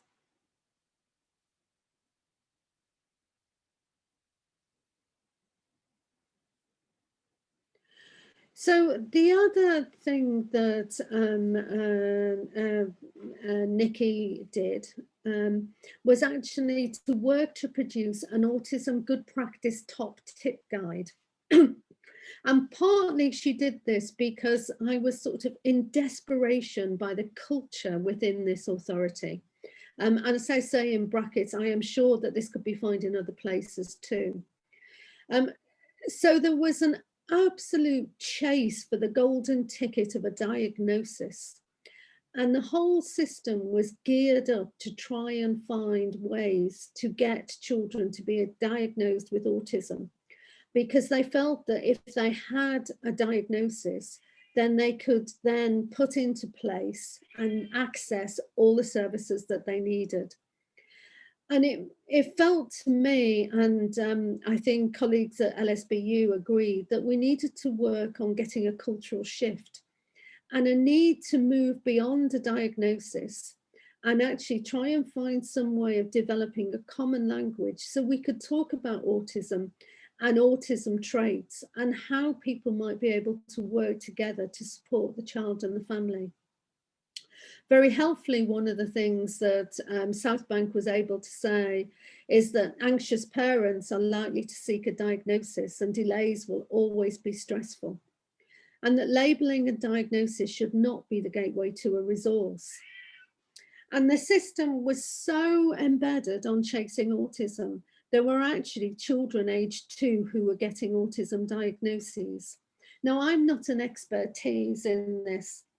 And actually, I needed to use some of the insight from your colleagues to be able to challenge back about this as to whether or not children aged 2 should be being diagnosed in this way. I'm a social worker by professional background, and my social work expertise would say children aged 2 who were showing signs that could be called autism may be being abused, may be harmed, it may be a sign of trauma. It could even be global delay. So the idea that you're building a system that is only about diagnosis isn't the best way, I think we would all agree, to be inclusive to support children and to support their families. Next slide, please.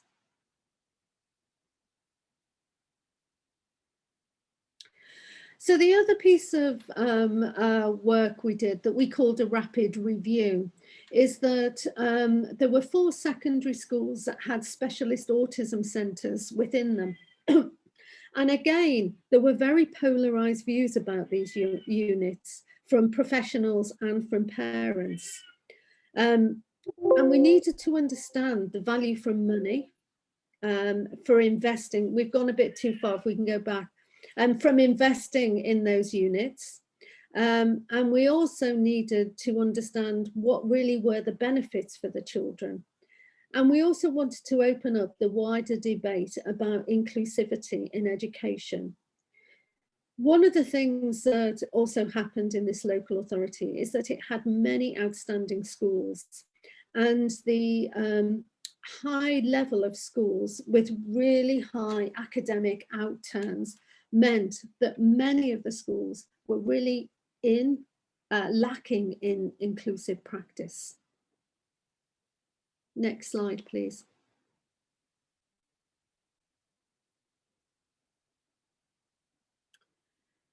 So what did we do next? COVID arrived and tipped everything upside down that we were doing.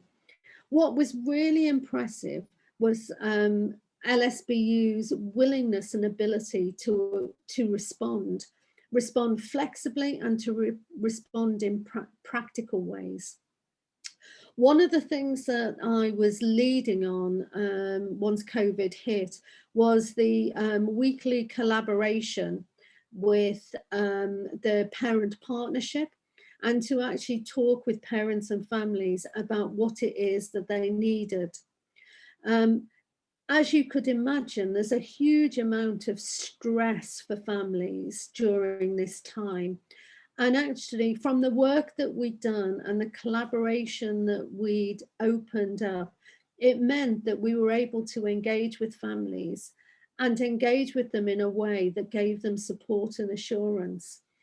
And I think that some of the advice and guidance that was being given by Nikki in particular, who stepped in and had some face-to-face contact and actually went on to do some webinars with the families, while some of it was very technical and very skilled, other advice that was given was actually things like relax. It's really important that you get through the day. And whilst I can say that, another colleague could say that within the authority, having that said by a professor with the backup and the gravitas really made a difference for families. And that led to writing the guide for learning at home that really got spread very widely within the authority. It went on the local offer, it was sent to schools, it was circulated through the parent network, and it was also given to the duty workers who were dealing with people calling in at the front door virtually, who were looking for some help and support. So it was really used very widely and very well received. Next slide, please. And the other big thing we were looking to do was to develop an autism strategy. And all the aspects of the various pieces of research and rapid review and engagement has enabled South Bank to help shape the development of the autism strategy for this authority. And the findings have all been fed in. There's also been a very large consultation, and LSBU are doing the analysis of that, and the analysis that they're doing is going to form the basis of the prioritization within the strategy. And the other thing, having LSBU as part of the collaboration has meant that it's really helped bring adult and children's services together in a really positive and coherent way. So some of those traditional battle lines between adult services and children's services were able to be put to one side because of the nature of the engagement and the collaboration with LSBU. Next slide, please. So in conclusion, you measure best when you treasure first. This is a quote from Cormac Russell, who some of you may know in terms of his work that he does around asset-based community development. But I think it's also true for this work around special educational needs and disability. And often the things that you're trying to measure and the people who do the evaluation can quash the things that you're trying to do. So it was really important for me in trying to find the people to collaborate with, that the value base was right and inclusive. And I know that that is very much true for the critical autism and disabilities group, and that I believe it treasures the right things. LSBU has helped build trust and confidence across the system, but especially with the families.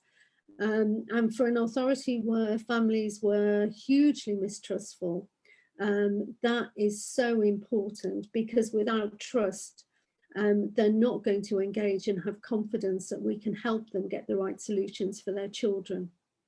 And this work has and will continue to change the outcome for children and adults with autism and their families in the local authority.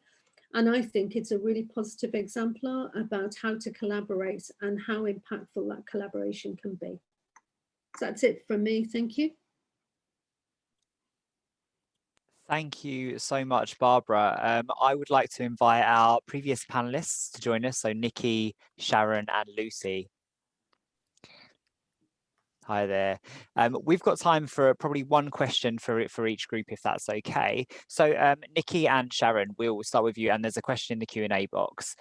What are your thoughts on the challenges that are raised as to why HE offer diagnosis for students for SP, special learning disabilities, neurodiversity, autism, for example, especially with the discussions around the future of DSA? In terms of UDL or the social model, I would like to hear your thoughts on diagnosis moving forward. Okay, Sharon, do you want to do it or should I do it? It's a big question, isn't it?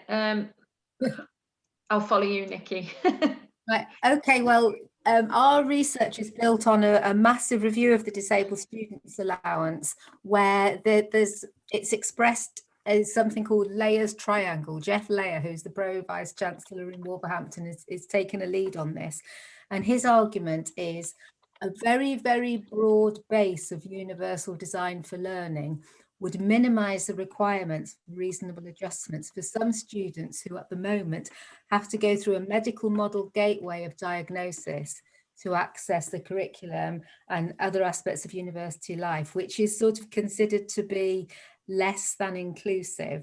So this triangle has this broad base of universal design and tapers to a point, and at the sort of apex, if you like, are those students who will always require some sort of reasonable adjustments because their particular requirements can't be accommodated with accessibility features in technology, virtual learning environments that work properly, joined up thinking, etc.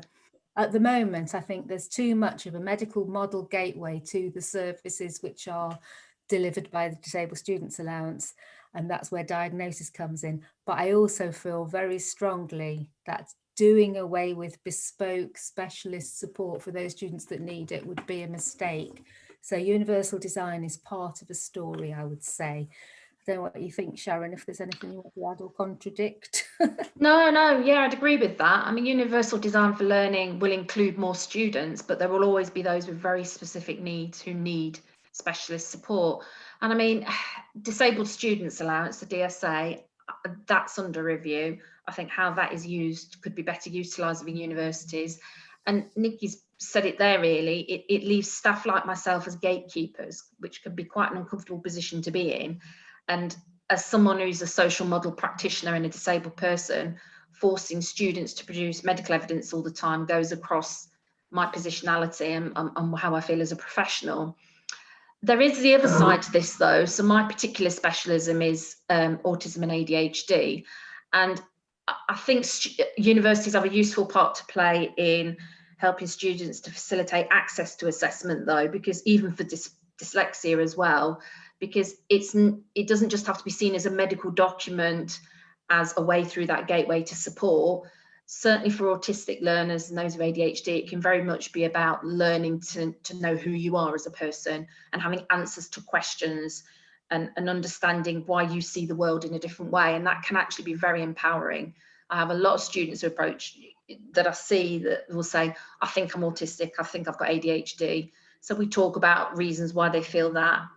And then it's explaining to them, well, the process of diagnosis, and then what use that will be, because they seem to think it might be the end of their problems when they've got the label, and actually it's the beginning of a longer journey. And I think universities play a very useful part in that, in supporting a student who wants to go down that path, who wants to get answers to the way they feel. So the whole process of diagnosis doesn't have to be, in fact, I don't really like the word diagnosis. I'd say the whole process of identification can be a very positive, empowering one as well.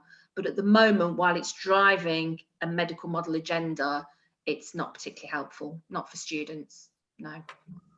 Thank you. Lucy, we have a question for you.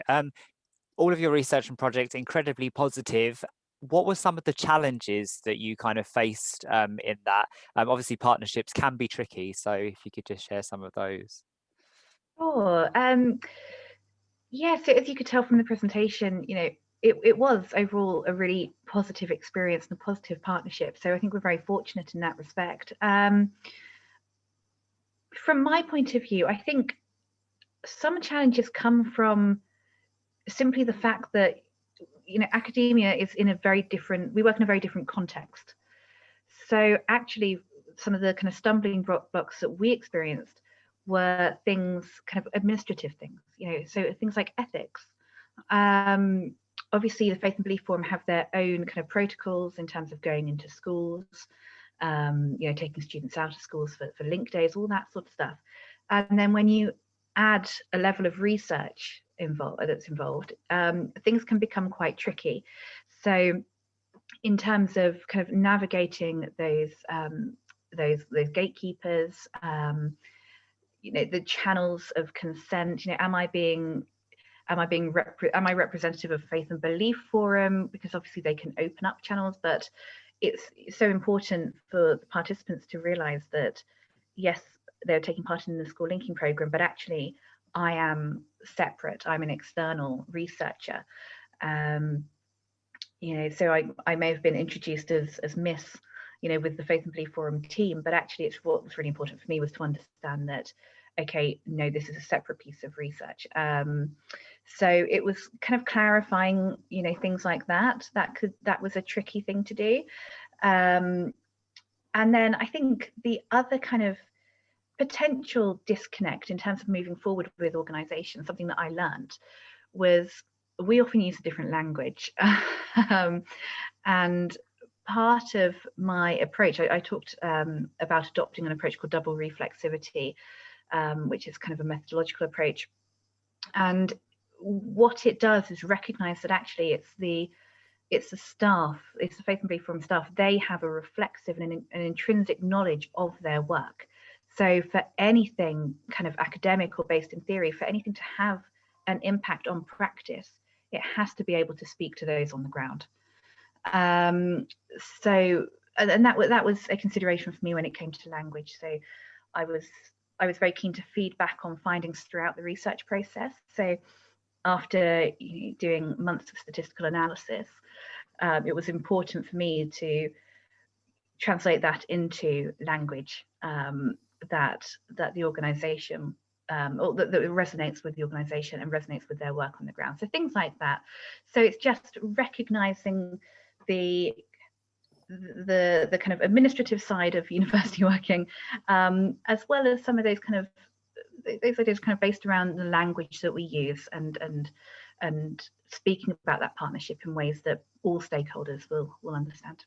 Thank you. And actually, like that comment seems really relevant. So I'll put that to the other panelists, if that's okay. Is that something that you're all keen to or have to kind of take into account? Nikki, I'll start with you. You're on mute. Thanks. Yes, I absolutely echo everything that Lucy says in terms of the practicalities of trying to make it work because of the conflicting pressures of the organisation you're working with and the university's requirements and so on. But B, specifically in terms of language, it's absolutely critical to us because all our research in this research group is about it being useful in practice in the real world. So if you produce some kind of hideous, turgid report which goes on a shelf and gathers dust, it's pointless basically as far as we're concerned. So we're really interested in things like easy read versions, presenting findings in a way that the audience will be able to digest them and they'll make sense to them, and involving the participants in the whole process so that the findings are presented in a way which actually suits them. So going back to the document that Barbara referenced in relation to that 10-point guidance document about autism-friendly schools, that sort of boiled down from a massive document to something which looked to me like a bit of a pamphlet, but it distilled everything in a way that it would then go to family voice and be useful to them. Thank you. So keep your eye on your audience requirements, really. Thank you. Barbara, would you like to elaborate? Well, mostly I left the ethics clearance down to people at the South Bank and just said, I assume you're going to sort it. let them go with it.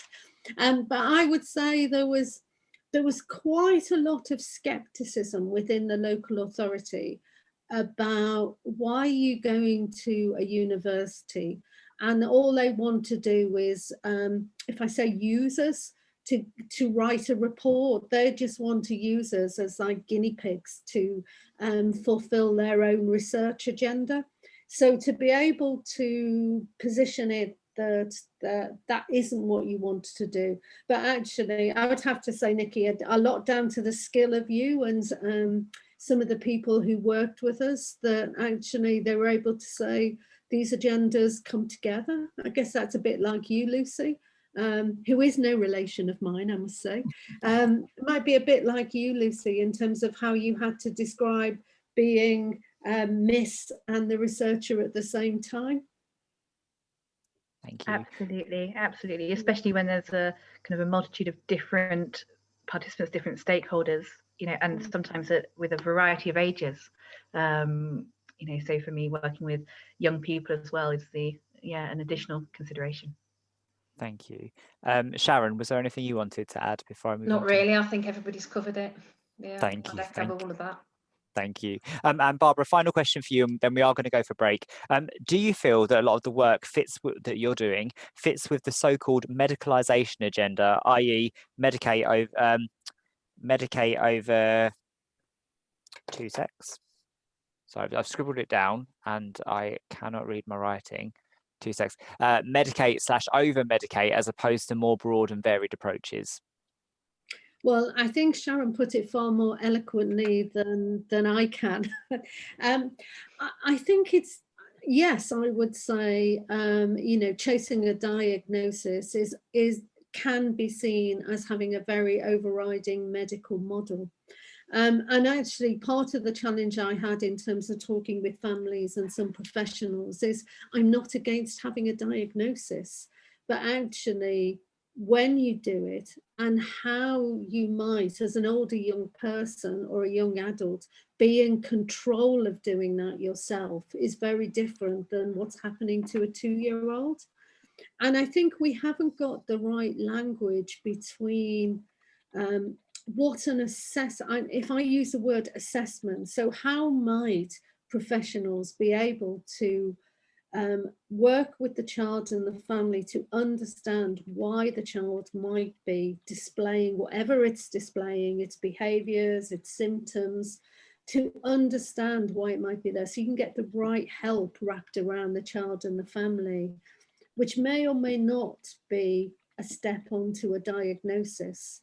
But if you're trying to work more in a social model and thinking about how you support the child and how you support the family and how you're trying to think inclusively, whether you have a diagnosis or not is not the answer. Getting the right support around that child and that family and the community that they're in is where you want to be. And I don't think we've got the right language yet to really talk about that in a meaningful way. Brilliant. Thank you so much. Thank you, everyone. We are going to go for break now, but fantastic sessions to finish off session 2. Please come back at 25 to 4, where we'll go over to session 3. Thank you very much. Thanks, everyone.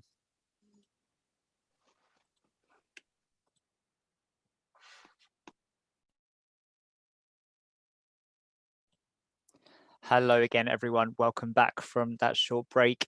I would now like to ask Nelly Alfandari to join me on stage, on the screen. Sorry, not stage. And Nelly will be giving her talk entitled "Partners in Critical Reflection: An Inclusive Approach." Hi there, Nelly. Hello. Hi, everyone. Hi. I'll hand over. Okay, I'll share my screen.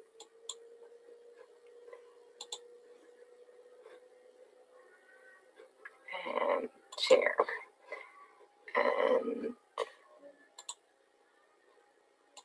okay, here we go. Thank you. So yeah, I am a doctoral student at the ED at LSBU. And in this presentation, I want to share some reflections on my doctoral thesis with you that I've titled Partners in Critical Reflection, an Inclusive Approach. So just to give you a bit of an overview, I'm going to first explain you a little bit about my research and the relevance of this topic within my research, and then how I see research relationships within my methodological framework. And then I want to tell you about an informal partnership that I set up within my research, and then reflect on that partnership throughout the research, but also then on the relationships beyond that partnership, and finally explore a bit the inclusivity of that approach.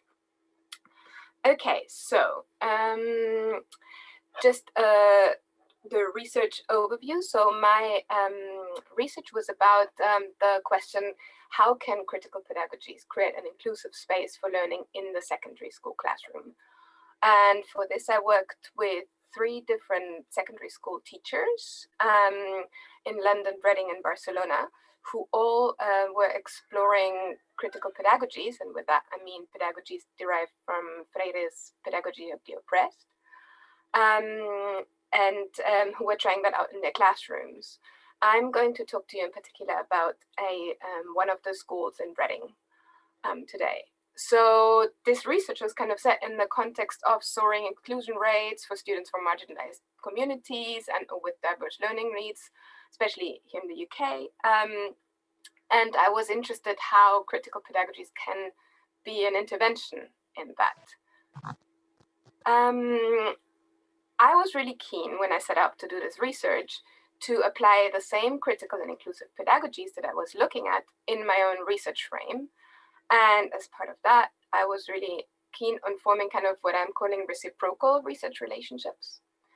So as part of that, I was working with creative and participatory methods because I wanted to reflect with participants and to what Ellsworth coined construct alternative ground rules for communication.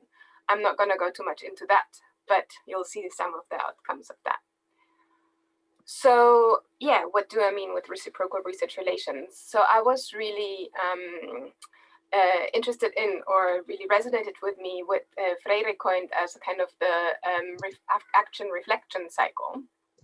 And here it's really important that kind of theory impacts, the theory leads to the action, but then the action always has a reflective process that then is linking back to the theory. And within that, dialogue is really important. So kind of to him, to Freire, the kind of realities of research participants or of the other kind of you become, or you understand them through dialogues. So also to me, it was really important that the research was participatory in some sense and was relevant to the research participants. And Melanie Nine's work really resonated with me on this, who says that inclusive research acts critically on the relationships between those who research and those who are researched to make research more collaborative and relevant. in general, I also see, I don't see reality as out there and the researcher coming in and collecting the data, but as something that, but the moment that the researcher enters wherever, in my case, the classroom, I generate data or reality. I'm involved in it, so I see myself very much as an involved researcher in any case, but in particular also wanting to really focus on relationships. So in that sense, these are all very action-based points. To make it really within that cycle, it's then very important to have this active reflexivity. And so I set up a real rigorous reflexive practice. Also, if we are talking so much about relationship, to ensure an ethical space for that relationship, for those relationships. So with all of this in mind, I was then looking for research partnerships. It was my aim to create a kind of trustful relationship, to be open, etc. But to find such a relationship definitely takes time. And then being interested in working with students, I lacked the proximity to students. And there also was an element of the practice that I researched was kind of informal. Critical pedagogies is not necessarily something that you find in all secondary schools. At this time, I was part of a network for educators who were interested in self-learning on education for social justice, the Radical Education Forum. And within that forum, I met a science teacher who was also very interested in critical pedagogies and in Freire's work. And so I interviewed him for a pilot study I did. And in this, he told me that he was trying a project where he wanted to create a classroom where he just followed this kind of critical pedagogies, which was perfect because that was what I was interested in. And so, this kind of, I call it an informal research partnership, kind of based on this mutual interest, came to be. And I was able to go to his classroom when he was running a 2-week summer project applying critical pedagogies in his classroom. So how did that work?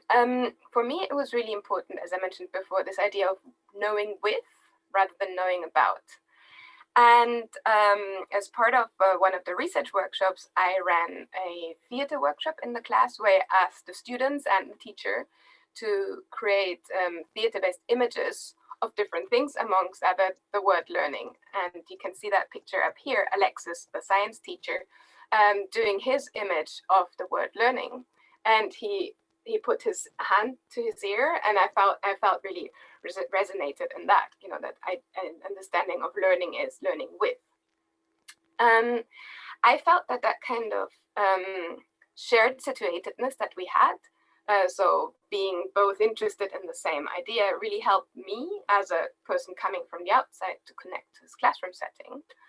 And in a sense, it also brought that space of shared learning, so the Radical Education Forum, into the space of the classroom. So the teacher had another colleague from the kind of informal network in the classroom.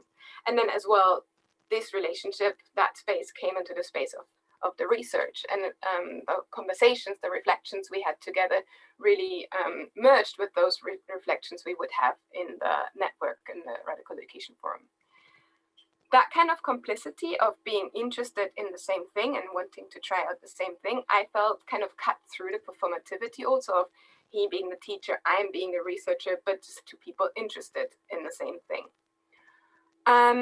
It was not that easy for Alexis to set up this project in his school. He had to really work hard for the whole year to get that space within a school. And I think being able to have a researcher attached to it also helped him in this. De Santos speaks about when he is reflecting on what is non-extractivist research, so research that doesn't just like take out ideas and leaves, but is trying to benefit all sides. He speaks about this idea of reciprocal observation, where the participants can observe the researcher as much as the researcher observes the participant in some sense. And towards the end of one of our last interviews with Alexis, he suddenly turned to me and he asked me, how did it feel for you? How did this whole process feel for you? And I was quite taken off guard. And I think it was a really rich moment for me to actually really reflect on with him how all of this research was for me. So that was quite nice. Now, to reflect on the relationships beyond the partnership, because my particular interest in inclusion, I also looked for interviewing the kind of inclusion staff at the school. So I, in particular, interviewed the inclusion lead, who had no idea about this project going on and was very interested in it. And I invited her to attend the last day of the project, which was a student's poster presentation. And that was very interesting, I thought, because she previously had said that she was working in this inclusion department, which was a space within the school where students could come to if they had any problems. But she usually would not leave that space. And here she was in the classroom coming to listen to some of the students teaching about what they had found out throughout this project. And that kind of shifted their relationships between the students and the inclusion staff member as well. Because it was not them coming to her, but her coming to them in order to learn from them. But overall, the research relationship remained largely with the teacher. Although the school knew about my research, etc., I was kind of invisible in the rest of the school, which was fine because my main focus was the classroom. But the relationship with the students had to be established from scratch. So although I came in with the teacher and he had told them about me, that was a partnership with him, but that was not a partnership with the students. And that for me had to be kind of, I had to set that up from the beginning. And that also meant that there was a less a possibility for them being involved in the research. Nevertheless, I felt that the methodological frame that I had set up did also help in that relationship with the students. So when on my first day there, I handed out my consent forms, I explained about the research, and a few students, like a couple of students, actually ticked that they did not want to take part in the research. I asked the teacher to speak with them to see if they were okay, but they said, yeah, they were very okay with me being in the room, but they didn't want to participate. And to me, I took that as how Tack and Young describe it, as the idea of refusing research as not something that's negative or is against the idea of research, but that is something that's against the idea of just focusing on the lives of the people that you where you are researching, but instead looking at the structures which are impacting on their lives. So rather than their stories, looking at the structures which I really took on board. I made interviews kind of voluntary, and I said to students if they wanted to be interviewed, they could come. And a young girl came to me she was really interested in speaking to me, and I felt there was a real critical engagement when I asked if she had any questions, and she really asked me, so how am I going to use the research, what sparked my idea to do this research, etc. And there was a bit of a dialogue going on where I asked her questions and she asked me questions. She was interested in me as much as I was interested in her. And then finally, as I mentioned before, the creative methods that I used, especially the theater, I think allowed for some kind of diverse ways of participation. So participants could engage with the research in different forms, not only through speaking, but also through creativity. And also in that sense, being part of a theater workshop, they could engage with, or we could engage with each other under different terms. So then, to conclude, is this an inclusive approach, as I had set out to be? So the research relationship within the partnership, so with the teacher, I feel was inclusive and participatory. The dialogic structure really worked. It was based on the shared interest and also on a shared time investment. So we both felt the same interest in putting time into this research, into this work. Although we were looking for different things, we were both interested in the work together. And that kind of made for equal power relations. And in that sense, the research and the reflections were relevant for both, and in that way also collaborative. But I believe that this partnership was possible precisely because of this shared interest in the shared practice. It was a reciprocal relationship. I'm not sure if this would be the same way in fact in other schools where there was not exactly the same amount of investment from the side of the teachers. It wasn't exactly the same way. I think for a wider inclusive approach beyond the partnership, a lot more time would be needed to also really connect with the students and find out what kind of questions would be relevant for them, if they would find research interesting, etc. And they were also not as involved in the kind of regular dialogic reflection structure that I had with the teacher. And I'm not sure it was as relevant for them. But nevertheless, I feel that the thinking behind and the methodology I kind of thought through did enable for a critical engagement for all participants. So all were really able to give and also withdraw their consent. And there were real moments of shared reflections, which were drawing on kind of a variety of modes of expressions and allowed for really different forms of participation, from the interviews to the workshops, etc. Yeah, that's it. Thank you. I'm going to stop sharing now. Here we go. Thank you, Nelly. We'll be inviting you back onto the screen shortly for Q&A. Thank you. I would now like to invite my colleague, Lucy. Hi, Lucy. How are you doing? Good. Brilliant. I'll hand over to you. Hi, I'm Lucy Wenham. I'm from the University of Bristol. I hope that you can see that my logo up there has been stripped bare of all the things that could be associated. Bristol was obviously involved in Black Lives Matter and the Colston statue and all of that. So we've got an alternative logo at the moment that's removed some of the things that are being dealt with. So I thought for an inclusive session, we better do that. I'd just like to say, first of all, I'm super excited about following Nelly. I almost wish it was the other way around, because I almost think that some of her work is a solution to the problem that I'm looking at. I've got this title. It was more a fear of the school thinking I'd be a troublemaker. Inappropriate use of internal exclusion through labelling by association with siblings. Not very snappy. But there is an important thing here, which is another way that young people are excluded within the education system. And so what I'm going to do is just talk through a bit of this research, but not really the details of what I did, more give you a flavour of some of the data. So for those of you who haven't yet done a doctoral thesis or haven't yet engaged very heavily in research, I hope you get a sense of how we as researchers pull things out. No surprise to anyone here that educational inequality is on the rise, I would say, and people would argue back to me and say, no, we're closing the gap. And some gaps are closing, but so slowly that it would take, generations to close them. So I'm not sure that's good enough. And also, very importantly, for what are called the long-term disadvantage. So for students who are on preschool meals or pupil premium through their entire time at secondary, that gap isn't closing, that gap is still widening. So for some of the most disadvantaged, we've still got serious problems.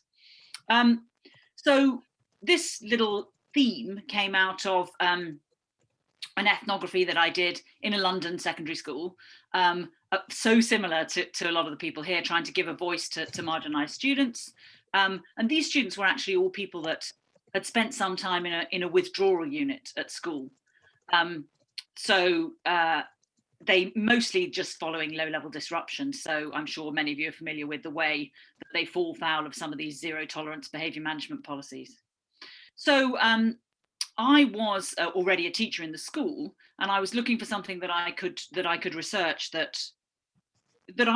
something that I could do that perhaps other people couldn't. So what's my unique advantage? And it is, like so much said today already, relationships. So I was in this position where I already had strong relationships with these marginalised students. In fact, I was spending quite a lot of time in the withdrawal unit working to re-engage a lot of these students anyway. So it seemed a great opportunity. These are the people that are normally shipped off when anyone else external comes in, and are hidden from inspectors and hidden from everyone. So getting their voice out there, I felt, was something that was important. I've got at the end there, the data was analysed through constructivist grounded theory. Might mean something to some of you, might mean nothing to a lot of you. But for me, it's a methodology that starts with listening to the voices. So I come with my biases, obviously, and all my ideas, but I try and look at what they're saying and see what comes out, rather than have preconceived categories to look for. So hopefully you'll actually see how this begins to emerge just from me showing you some of the data. Other overlaps with things that people have said earlier: the role of teacher, researcher, insider, outsider can be a strength to have been both. And actually, I was working at this school when I started the project, and I left, so I was able to see it from both sides. Ideas of gatekeepers, consent and access, particularly when you're trying to do inclusive research. The formal gatekeepers, the people who are heavily involved in these processes, are quite often head teachers and individual staff that have to agree. But of course, actually, it's about people wanting to be involved. So building those relationships and sustaining those relationships, and knowing that something is being given back. I made a lot of use of a very small qualitative study, made a lot of use of people asking their friends and saying, "Miss is all right, don't worry about it, come and tell her your story." And again, I did what's called semi-structured interviews, because while I'd love just to let the students talk in any way they want to, I actually found that was more oppressive, because a lot of these students are may be intimidated by being asked to pressured to talk about things. And so being a bit more chatty, a bit more casual, being able to share stories myself and having a more informal balance, I thought was ethically more sound. So let's look at some of the things that were said. So if we're talking about labeling through being linked with your family, why are you linked with your family? Well, often because you end up going to the same school. So it's not really a big surprise that students may follow brothers, sisters, cousins to the same secondary school. In fact, Alfie, whose story we're going to focus on, says at the bottom here, we all went together, like purely because mum had to get us to school. She can't physically get us to two different schools. So often it's the local neighbourhood school, or if it is a little bit further afield, or you're in a more rural setting, people follow their siblings just because it's easier for older siblings to get people to and from school. So a lot of people follow their siblings to school. So there's a potential for some labelling there. So let's focus in on Alfie, who is basically, and this is one of the things I think that's really important about qualitative research. You can pull things out because they echo as themes and ideas across several people, or just because they're so powerful for a handful of individuals, even one individual, because the story is so powerful. So let's hear a little of Alfie's story. When I was in year 3, I got moved to another school because he basically got kicked out of primary. He's referring here to his older brother. So he had the first child in his family is a brother, then an older sister, then there's Alfie, then there's a little sister. So this is Alfie recounting again. First day of my second primary school, my brother knocked a kid out. So we immediately moved to a third one. So you can start to see that certainly he's following his siblings in a particular way. In the third one, he seemed to settle down. So we all got on with him. So he's reflecting there on early days at primary. As he got through to year 6 then, and coming up to that important transition to secondary school, which we know can be a point of marginalisation and trigger disengagement for some people.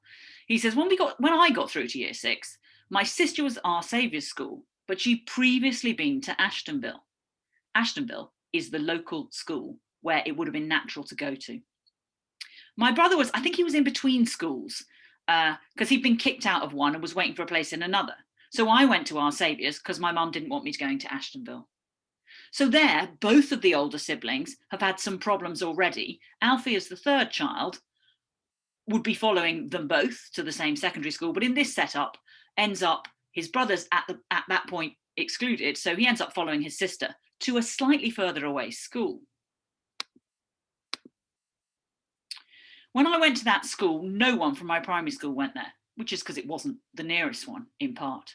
I didn't know anyone. Immediately I started hanging around with my sister's friends. She was 4 years older than me. So all of them were a lot older. They were into drinking and all that sort of thing. In year 7, that's bad. It's a huge, scary thing. I kind of grew up a lot quicker than I had to, because I weren't willing to try interacting with people. So again, quite normal. If you go onto a school, you don't know a single person there. It's difficult forming those relationships. He ends up getting dragged into hanging out with his older sister. You can see by him saying it's a huge, scary thing, that this is when he started to kind of recall that maybe these things were a problem for him or were a bit complicated. So he didn't enjoy this school at all because he didn't know anyone. So he was on and on and on to his mum about changing schools. Eventually, she ended up moving me to Ashtonville because my brother had just got in there. So she was refusing and refusing, reasonably, because two of the children were in the same school, to move him. But once the brother who'd been excluded found a place in the local school, it was just as easy to have 2 at one and 2 at the other. So there he is. He's going to the local school now where he knows loads of people. I remember starting at Ashtonville, I knew near enough everyone. From primary school, from years above, I knew them all. I was very well known before I went to the school. So real potential then for a great start. Loads of friends, loads of people from the community that he knows. However, his older brother's shadow loomed pretty quickly. Within the first week, I was put into the isolation unit because they thought I was going to be disruptive, not because I had been, because they thought I would. Now, you know, people might say these things don't happen, but you only have to talk to a handful of students if you can find the ones who are normally swept out of your path. And we know that these judgments are made. A tiny hint of something. So here we have again. I weren't a huge troublemaker when I was younger. It was more the fear of the school thinking I'd be a troublemaker. So these are his perceptions. So getting put in isolation, not a big deal, except what happened next. So it was a known fact at Ashtonville that I was treated differently purely because of who I am and who I'm related to. So I asked for clarification. So if you'd done something minor, you get a much harsher punishment. I thought that's what he was hinting at. And he was like, no, if I hadn't done anything and something been done, my name would be brought up. And he tells an amusing story about when he was actually in the isolation unit and not allowed out at break and lunch. He was still accused by the senior management team of doing something when he couldn't possibly have been outside of that unit. So he got through to about year 9 and he said that's when he got shipped off, again, meaning his older brother. That's when they upped the ante on me because they thought I was going to do something that bad as well. Within a week, I had several meetings with the head teacher saying, don't think about following your brother. And basically I was like, why are you pinning me out like that? Again, I asked for clarification. You weren't thinking about following your brother? No. I was like, what an idiot. What's he doing? He got himself kicked out of school. What's he doing? And they're like, you're going to do the same. And again, I think many of us are familiar with that feeling. You know, don't tell me I'm going to do the same. If you keep telling me I'm going to do it, then I'll go and do it. So this kind of self-fulfilling prophecy, if people are told often enough that they are badly behaved, you get a backlash because it's so frustrating. So at this stage then, when his brother got permanently excluded, it really got very, very difficult for him. I spent the whole of year 9 in there from start to end. They wouldn't let me out of the room. So he was put in isolation, and these things we all know about: withdrawal units, isolation booths, little serried ranks, or they work differently in different places. But it's supposed to be a short-term measure. There's supposed to be ways that you get in there, ways that you come back. And Alfie was saying that he spent basically an academic year not being allowed into the mainstream classroom. So this is complete abuse of what should be a regulated system. But we know about off-rolling. We know what goes on with formal exclusions and how they are managed moves and off-rolling and kind of obscured anyway, let alone the internal exclusion procedures of schools. So they constantly thought that if I was allowed in the class, I would cause a problem. So this is kind of Alfie's final reflections. I mean, if you look back at it and think I did do it all again, so this is him thinking, what would he say to his mum? What would he hope would happen? I would say to her, put me anywhere but where they've been. Just make sure I haven't been where my brother and sister have been, and I'd be able to get a fresh start. So again, I asked for clarification. So you see that very much as the biggest trigger. And that was a huge problem for my whole life, that I was associated with my brother and sister. So I hope giving you just that little flavour, and Alfie was so articulate and fabulous. He talked to me for about 2.5 hours about all the things that he felt marginalised him in school. But this part was just kind of there, brewing under the surface. But that last phrase there, a huge problem for my whole life. So, you know, this was a massive impact on him. And so I hope that those of you who aren't as used to kind of drawing things out of data can see quite clearly how sometimes a story writes itself. Sometimes you listen to someone and their experience and you say, well, he's been kind of, labelled just because his brother was naughty. He's a bad kid brother. So, again, he said, everyone knew that I was my sister's brother and my brother's brother, and that used to cause problems. And that's the main reason why Fern is at this school. So that's his little sister.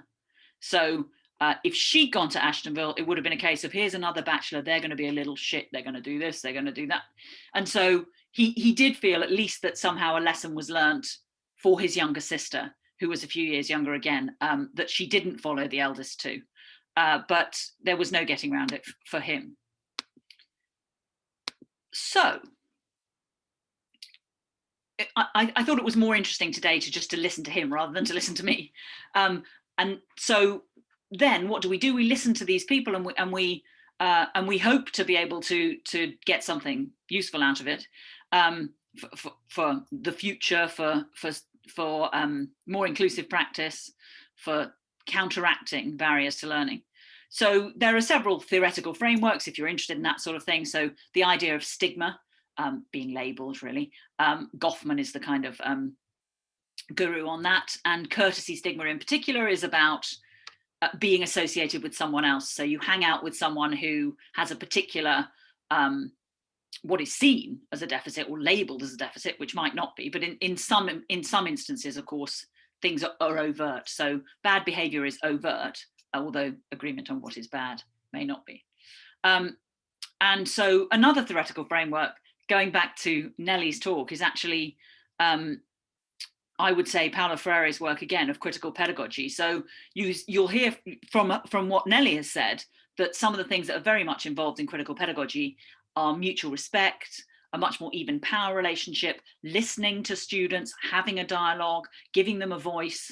So my argument in the paper, if you're interested in the theoretical argument, would be that if there were critical pedagogy in place, in as much sense as we can have it, or going further, I'd like to change the whole system, but all critical pedagogy in place is more likely to allow Alfie to have been able to speak up for himself and to allow these oppressive structures to be critiqued. So that's a theoretical framing, but it may be more interesting for today, just for me to wrap up with a few comments on what does it mean for inclusion. So I think there's something very important about behaviour management policies in schools, because that's where a lot of exclusions and inappropriate use of exclusions come from. So, you know, we need to look at the systems. There are systemic inequalities, we know that. And I think zero tolerance behaviour management policies and nitpicking and having to walk down one side of the corridor in silence and have your tie done up with 3 buttons tight and all of that is much more likely to alienate a lot of people who struggle to conform. And why should they? I don't want a homogeneous school population. I want variety. So we need to look at exclusion policies, but I would argue also that we need to just look at the practice in the classroom. If we have, as I say, a more inclusive approach to pedagogy and to learning, then half of these things would never happen. People wouldn't get into the trouble they get into. So meeting people's needs, listening to them and respecting them and including them could preempt a lot of these things going on. But we need regulation of those policies or change in those policies because they're very exclusionary. And a note on partnerships as the other thing talked about today. So schools and researchers, and linking back even to the discussion about online and how do we do research in these times? And I think I was in a hugely privileged position to hear the voices of these wonderful students and write so much about it, which they hope and we hope will help students that come later. But now I'm sitting in my ivory tower at a university and I'm not in those schools as much. And if I try and go in, I'm an outsider. So I either have to go in under a long-term project and really establish those relationships myself, or I have to work with people who have those relationships and alongside and in conjunction and co-create with those people. So I want to spend all of my academic time either getting to go into the schools in a real way where you're there for long term and can build the relationships yourself, but also working with the teaching assistants, the learning mentors, the social workers, all of these other groups. So I hope that's been an interesting flavour of listening to a student. I think putting his voice there is important, obviously. Just if you are interested, as with brilliantly so many people today, these are journals that you can access. So JSEPS is a free journal that you can access. And there's another thing about silent classrooms that's related to this if you're interested. And I actually have a book coming out this year with so much more of these students' voices. So do feel free, anyone at all, student or whatever, if you want to email me with a question, I'd be super up for that. Thank you. Thank you very much, Lucy, for your session. We'll see you shortly. Just to encourage all of our audience to pop your questions in the Q&A box for Lucy, Esmery, and Nelly, and they'll all be kind of like getting around to answering questions soon. So I am just going to invite Esmery to join us for our final session of the day. Hi there, Esmery. I'm going to share your slides for you now. Okay, excellent. Shall we start with slide 2, Neil?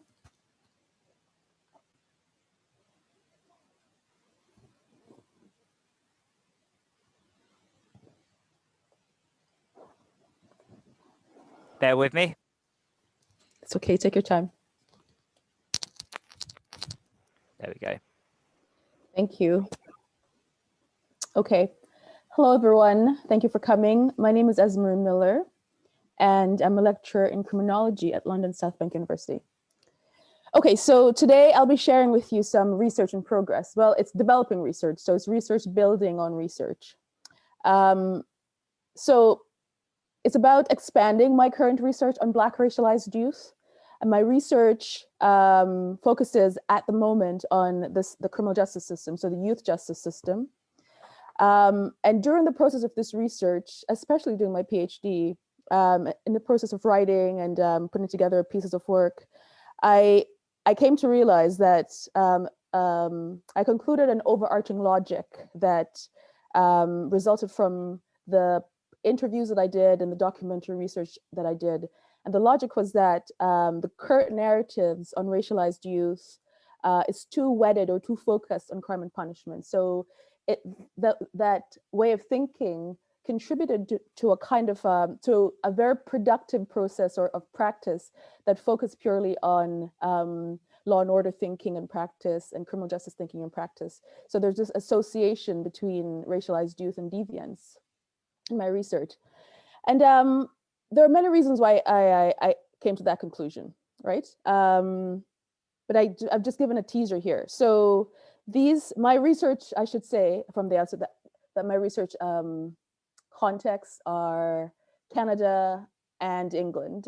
More specifically, the current research is focused in London and Toronto. During 2011, I spoke with a cross-section of professionals who work with young people in inner city neighborhoods throughout Toronto and in communities throughout London. And I've just given a sort of just a snippet, a teaser of some of the narratives that led me to conclude that this was more the troubles that racialized youth had within the criminal justice system went beyond crime and punishment. So in my London interviews, this quote captures the spirit of most of what I talked about with my research participants. And the person with whom I spoke said, if you live in an inner city environment, the chances of your relationship with the police being good is low to none at all. Stop and search tends to impact the Black community. The policing of inner city is unnecessary. It leads to a siege mentality. As a result, we have not moved forward with young people in policing in a decade. Someone from Toronto said, stop and search has happened. Actually, I should preface this by saying that these final two quotes from Toronto were from two police officers. The one police officer said, stop and search has happened. Police are not firefighters. They can't wait for a crime to happen. The second one, when a crime happens, what we hear is male, Black, baggy blue jeans. This is very general. So we stop each group of Black kids we see and question them about their criminal history. Some people get stopped more than 5 times per week. Right. So, you know, obviously I was quite disturbed by this. Neil, shall we switch to the next slide? Thank you. So the contemporary concerns are linked to this, this focus on crime and punishment, the focus which I think requires some sort of expansion, because we need a broader logic to understand this notion of a siege mentality within the young people. Because the young people about whom my participants were sharing stories were not in the system. They were just people walking down the street, going home, going to school, going to the shops. So the contemporary concerns to which these are linked were captured, this is just a summary, a synopsis. So we know about the Lamy Review. It focuses on the theme of disproportionality. So this is about disproportionate incarceration, which obviously is a crime and punishment thinking. Lamy says, we're looking potentially at a lost generation. This narrative about a lost generation is something that I came across when I did research into Black youth in Canada, into Aboriginal youth in Canada, into Aboriginal youth in Australia and places like New Zealand. The idea that what we're facing is a lost generation of youth because these youth have been cut off from the community, cut off from pro-social participation and development, cut off from inclusivity. And these things, this being cut off, being excluded and marginalized, goes beyond crime and punishment.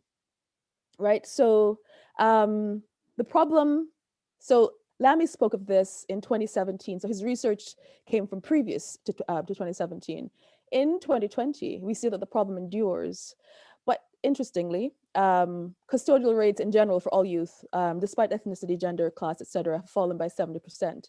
Yet when the statistics compare white youth with predominantly Black youth, they do some comparison that are with BAME in general, so the Black, Asian, minority, ethnic category, which I have a problem with, but that's neither here nor there. So from 2017 to 2018, we see a fall in the incarceration rates of white youth from 75 to 65%, significant. With Black youth, we see not necessarily a direct comparison, but we see a rise in their incarceration rate from 2009 to 2019. So in 2009, they represented 15% of the custodial remands. In 2019, they represented 28%. And this is noted as something that's disproportionate to their numbers in the population, which is said to be 4%. So these are the things that fuel my thinking. Neil, could we switch to the next slide, please? Thank you. So obviously my thinking too focused on crime and punishment. I have a recent article in the British Society of Criminology newsletter, which talks about this, and this has been my launching point. Well, it summarizes quite well the book that's coming out at the end of this year. And I talked about this. I say that we need to expand the crime and punishment focus, the law and order focus. We need to think more about wider exclusion across institutions. And I have a quote here that I know it's kind of, I took it from my own work, but it says that disproportionality, which denotes systematized marginalization from resources and opportunities, this is my take on it, I categorize it as a terror gnashing at the heels of Black youth. So this obviously, not obviously, but I had always in mind the education system as my next point of departure. So, and this came through the from research, as you'll see in my next slide, but let's conclude the slide here. So the education system, as I say, is a key example of an institution where disproportionality in a deficit positioning also rears its head. So we see the narrative, for instance, in higher education about an achievement gap and awards gap. There's kind of a struggle there to decide what logic or vocabulary to use to represent the problem, the deficit issue. We also see high exclusion rates at secondary school, and the previous presenter talks about this quite a bit. And I thought this is perfect. I follow this that this idea of young people being in the system but marginalized within the system. So they're in education. So the numbers will show they're in education, but they're not, according to my research, they're situated as such that they don't bring the school system down in terms of this education system unwillingness to do its work, to serve its purpose. So I say here also that education system is a site to establish inclusivity. Education, part of my theorizing is that education, like lenience, I explore that as a resource. And education, like lenience, is explored as a key site for establishing this notion of inclusivity, which is where the notion of a resource acquisition comes in. Neil, shall we switch? Thank you. So here are some related critiques. So the broader framework, which is consistent with my own. We have all the way back in 1996, specifically in regards to England, the Audit Commission saying the current system is inefficient and expensive and it's failing young people. We have research out of Scotland by Makar McVie, who talks about the idea that the problems with young people who seem to end up in the system exist long before they enter into the CJS. Phillips et al. Introduced an article last year, 2 years ago rather now, which says that the focus on statistics is quite problematic. And she does this very well, but here's a quote from her. She says that it reinforces a very problematic and long-standing dialectic relationship between race and crime. So what she's talking about here is that race and deviance are coupled in the social imaginary. So there's also Gilroy who talks about this, Paul Gilroy, about this link between criminality and Blackness, and the idea that race has the stigma of deviance. Again, from Phillips et al., she says that criminology is implicated in this, that it's too focused on the numerical incidence of race and disproportionality in the CJS, and they're defaulting to a positivist quantification lens, which is problematic because this is a part of it. What she's problematizing here is something that I agree with. The idea that we cannot, it's very problematic to try to quantify something social. The quantification inevitably ends up in this sort of distortion. And we can see this with the way the risk narrative, which surprisingly contributes to practice of surveillance instead of protection. And this is the result of quantifying someone as inevitably fated for deviance. Bridges and Gilroy say that all the way back in 1982, that the police's use of statistics is quite political. And this is also part of this related critique to this idea, which problematizes the focus on crime and punishment, but also on the practice which follows, which includes quantification and the sort of prioritization of numbers, which actually situates the conversation in the present and excludes broader social considerations, but also broader historical considerations. Neil, shall we switch to the next slide? Thank you.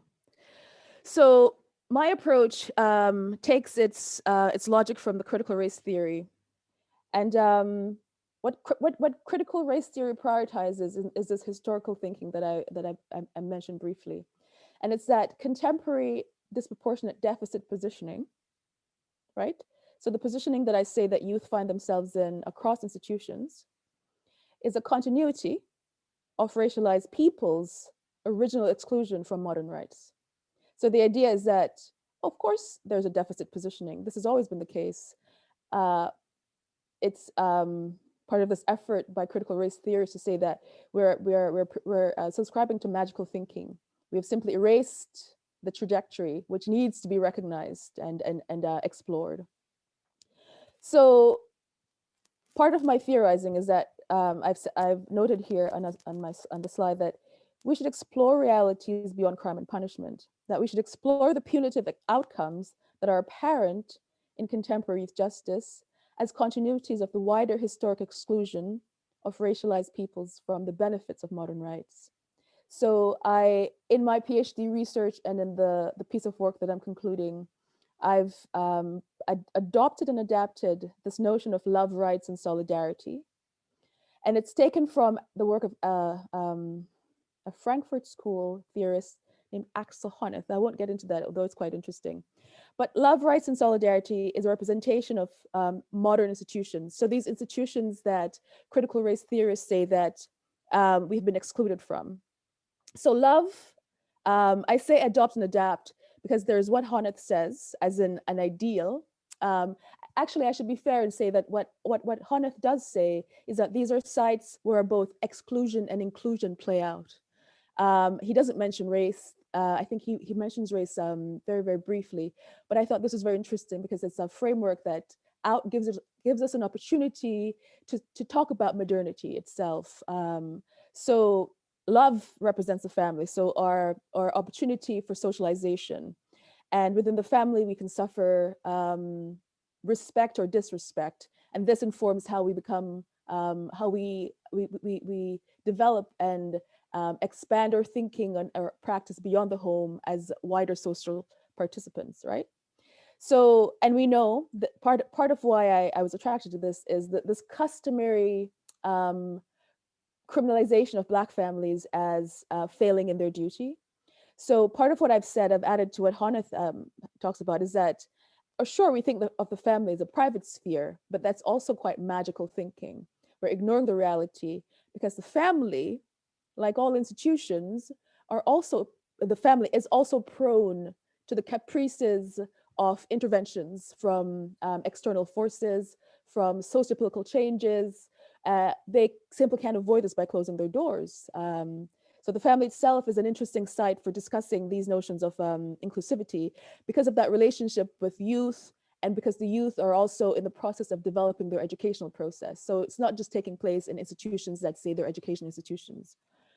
Then we know the idea about rights. There tends to be a focus on the justice system as a system where rights play out. But my argument here is that what we seek as human beings, as social participants, is justice, and because we are trying to support our well-being. And this is not simply about crime and punishment. We find these things in all institutions, right? So the justice system is just one part of a series of institutions where we might encounter respect or disrespect. Then we have the notion of solidarity, where we're talking about the wider society. We're talking about youth's vulnerability in the wider social sphere, and the idea that this is enduring, the idea that youth, in conversation, they feel exposed, and incidents from the past has confirmed this vulnerability as something that's enduring. And so in society, in the solidarity relations, we see that young people also encounter challenges with respect and disrespect. And because of the deficit position, in some cases, the disrespect is my point of focus as much as the respect element. Neil, shall we switch? Thank you. Thank you. So most of the data that I've gathered thus far is from my documentary research. So just a taster of my historical pursuits. And the research is mixed method. I might have mentioned that or might not. So I should say my research is mixed method. I deal with documentary historical research alongside ethnographic research and interviews. So the Fletcher report is from the 1930s. The Dalton report is from the 1960s. the Fletcher report deals with a cohorts of young people, young mixed race individuals in seaport cities across England and Wales and Scotland. My focus is primarily at the beginning, at the outset, on the Liverpool and Cardiff cohort. And Fletcher, in her conclusion of the racialized families with whom the youth justice system, the developing youth justice system, by the way, was engaging, her conclusion is that these families, they have a low standard of life, morally and economically, and there appears to be little future for their children. And I say here that this conclusion is antithetical to the aims of youth justice, because what we see during this time globally, but let's talk about England and Wales, that is that this sort of Lombrosian thinking that that individuals were inherently bad and were that way in a fixed manner was taken and sort of reshaped and adapted, and the thinking was an alternate thinking was prioritized, where it was deemed that with the right education and the right environment, a young person could be transformed into a pro-social citizen, participant, etc. But when it came to the racialized families, a cross-section of gender and racial politics, especially apparent during the eugenics, during this era where eugenics research took supremacy, led to this conclusion that for these young people, they're hopeless. So let's just leave them where they are. The Dalton report, 1969, involves commentary on the Windrush generation. As soon as they arrived in the UK, the schools concluded that their IQs were far, far, far below the English contemporaries, and this might bring down the system. It might bring the numbers down in terms of their possibilities for evaluation. It'll make the schools look bad. And so the young people were categorized as educational subnormals, and there was an effort to band them and transfer them into alternate schools where they would be parked, much like the units that we see today. I think I have another slide. Could you switch to the next slide and see, Neil? Yes, I do have another slide. So the additional research, the research that's in progress, it's starting in Canada. And the sort of co-production with individuals that I'm hoping will contribute to a way of thinking about the education system as a connected system, not autonomous, but a system that must also consider its youth's relationship outside the doors, so within society and within other institutions.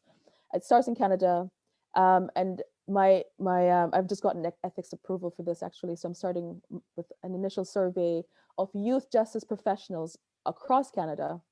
And this is important because I'm not mapping racialized youth in the system, I'm mapping youth justice in general.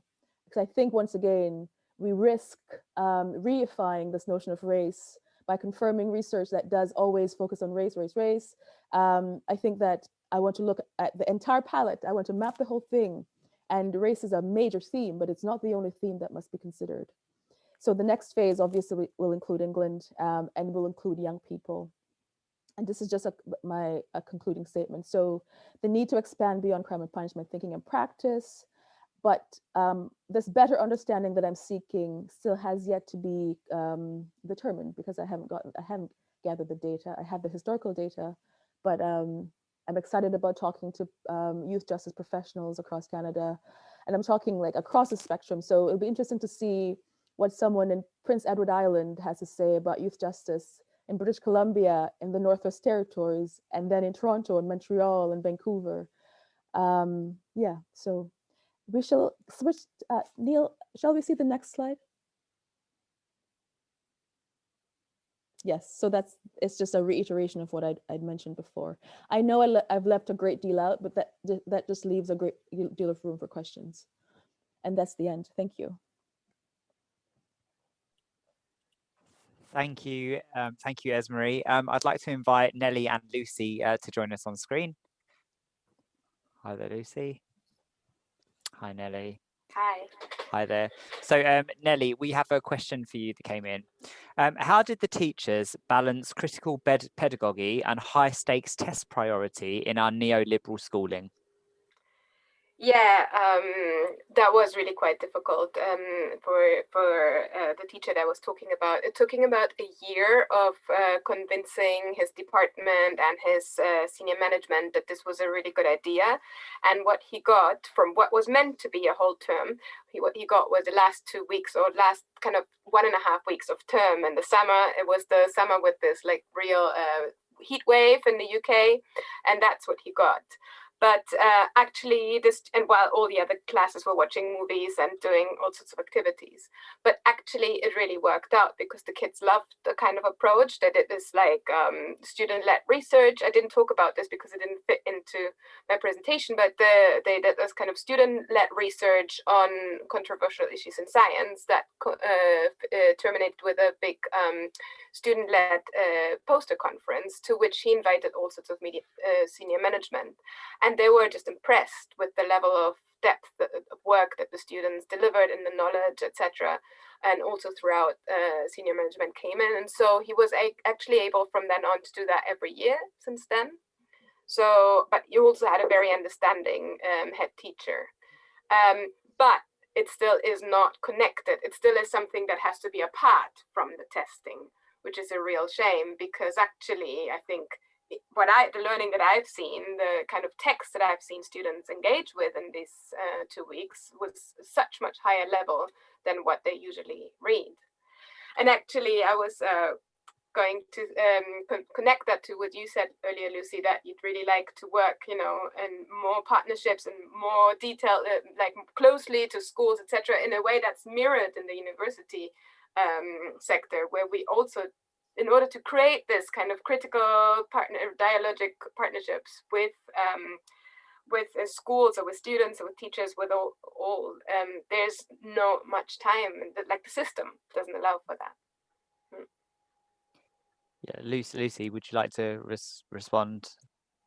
I'd like to actually compliment you all on your organisation, because I think as far as 3 talks go, the interweaving between the 3 of us is, I've absolutely loved both of your talks because there's such an obvious overlap, even though all very, very different. The inequality in the system, and perhaps some of Nellie's work can be used as a solution for Esmori's issues as well somewhere down the, we need to change the system. The fact that Nellie's that there is this battle to get the space to do critical pedagogy in a classroom is just ludicrous when we know that it can bring about such rich learning, but we're constrained in this appalling conformity, minimal, dry, mealy-mouthed learning of high-stakes testing, performativity, and all of that is so exclusionary. And why not? Because it's boring, So, I salute half the students who rebel and disobey because it's a terrible system to such a large extent. So, yeah, both of your work is absolutely wonderful, I think. Thank you. Esmori, we've got a comment from, do you know Darren Wallace's brilliant work on race, school to prison pipeline in New York and London? Your work complements each other. No, I don't, but I'll write that down. What's this person's name? Darren Wallace. I'll send you that. I'll send you that post. Okay, thank you, Neil. Thank you. Perfect. I don't know this work. Perfect. A question from Zoe for all panelists. What methods of dissemination of your research do you find effective and lead to wider impact? Nellie, we'll start with you. Well, I'm not there yet, but what I have in mind, what I would like to do is to, alongside the thesis, is to create some kind of, because all teachers that I worked with were really interested to find out what other teachers that I was working with did. And so what I wanted to do, because I showed one of these images, I have all these nice images of the theater workshops where students and teachers were reflecting, was to create some kind of more visual and more narrative kind of output that I can share in the schools with the different teachers. But I'm not there yet, so it's definitely something that I'm thinking about. Thank you. Lucy? I think, academic journals are great, but they're pretty dry. And they're not terribly accessible. I mean, obviously, I'm sure we all write beautifully, but I mean, I think a lot of organizations now have blogs, and there's a lot more kind of practitioner facing and Facebook and all these kind of social media places where you can link things. But I think going back to some of the earlier sessions in the day, it's actually almost about, it's not just getting your work out there, it's how can your work have a legacy where you're actually changing policy, or you've set up another initiative, or you've got an ongoing collaboration which is helping people. So if we're more interweaved with the people we're trying to work with, then it becomes much more alive than just a piece of writing. Thank you. Esmery? In line with what Lucy has just said, my initial proposal to my research participants in Canada, involved talking about a public health campaign. So these are youth justice professionals who have a stake in the system, and we'll work towards developing, using the research to actually inform the public. Hence, my emphasis on talking about youth justice rather than race and youth justice. So talking about a system where race and class and gender are factors, and can be developed from there. So, but at the moment, it's also an idea that's incubating. It hasn't been actualized yet. Thank you. Justin asked the question in the Q&A box. Lucy, I'm a bit taken back by some of your descriptions of the way they excluded pupils are treated. Is this common in your experience, and what recommendations do you have as to how we can support change? Well, that's just a wonderful question, because we should be taken aback. And I think, as Maury will confirm, the endless appalling experiences that individuals are subject to.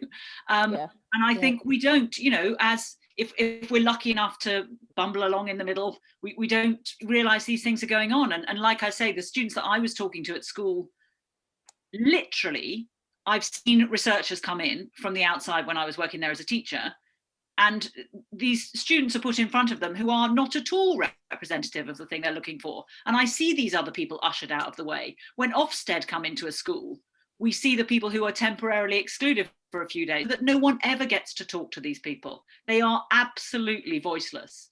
So, it's absolutely wonderful when we can just shine a spotlight on some of their voices and hopefully save a few more people. But I say my answer is, Nellie's is not everything Nellie does, but basically is not, we need to change the system. We don't want these zero tolerance behavior management policies. We don't want that kind of structure at all. I would have a much more restorative justice approach, dialogue and discussion with students.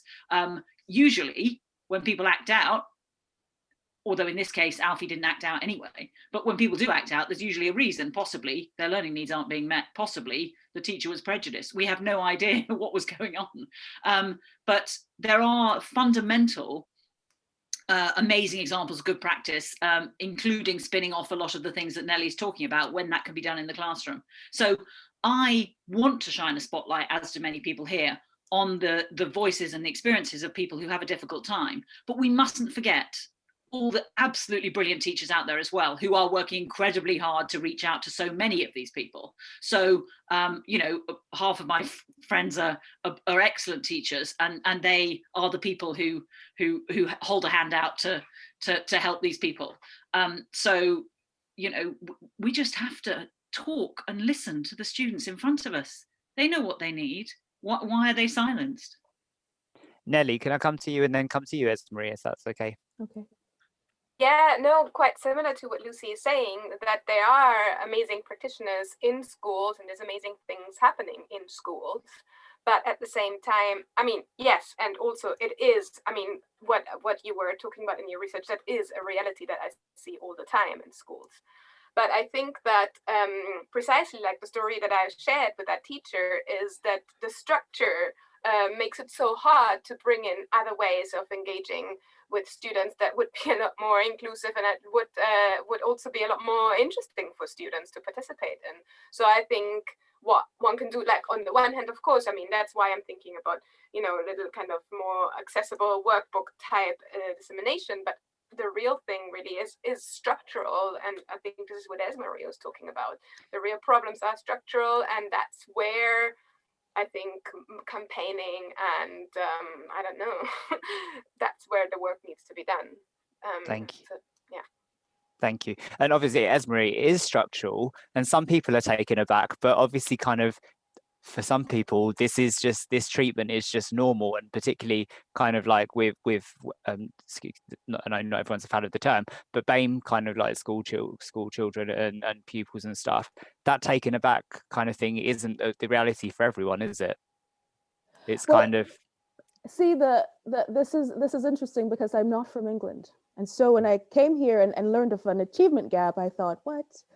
I grew up in rural Jamaica, where people walked miles and miles to school, and they were poor. They were actually poor, and they were not having problems achieving. Now, I was a child, so I might be glossing over some things, but there was no talk about achievement gaps because pupils were not simply, well, yes, there's a different dynamic in terms of the kinds of people who were teaching the students. There were problems, but quite distinct. So I'm taken aback when I talk to my my relatives, but also with the participants who deal with young people, and you come to see the level of shamelessness that goes into those decisions to exclude a young person who, I think schools have become a Foucauldian cautionary tale.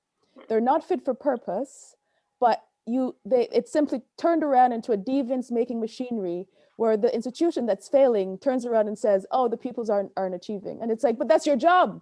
Your job isn't to teach the ones who are the best. Your job is to make sure the ones who are falling behind get caught up. What do you mean they're bad and so you can't teach them? So it is that thing where much of the stories are not told, and people are really surprised that, oh, that would never happen, whatever the that is. But it happens all the time.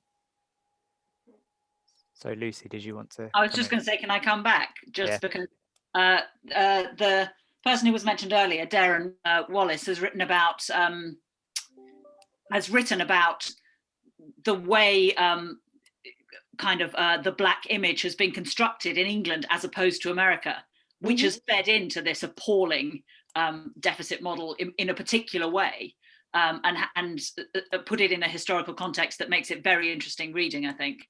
But I was also going to say, there is a moment with COVID, there is a moment with all of this. They stopped one lot of testing. Stop high stakes tests, get rid of GCSEs, change the whole system. Why can't we trust our teachers as professionals to evaluate people using little bits of, not the government's mini tests, but smaller tests? If we took away a lot of that performativity, a lot of the high stakes testing, we could begin to release teachers to do what they want to do, which is teach for learning and teach for pleasure so much of the time. And they're all in this straitjacket of exam factory that is just so toxic in our neoliberal setup. Thank you. We've got lots of comments in the chat box, so I'm going to go over to some of those. Deborah says the issue of statistical profiling is relevant for approaches in universities too, where some universities use overly simplistic learner analytics.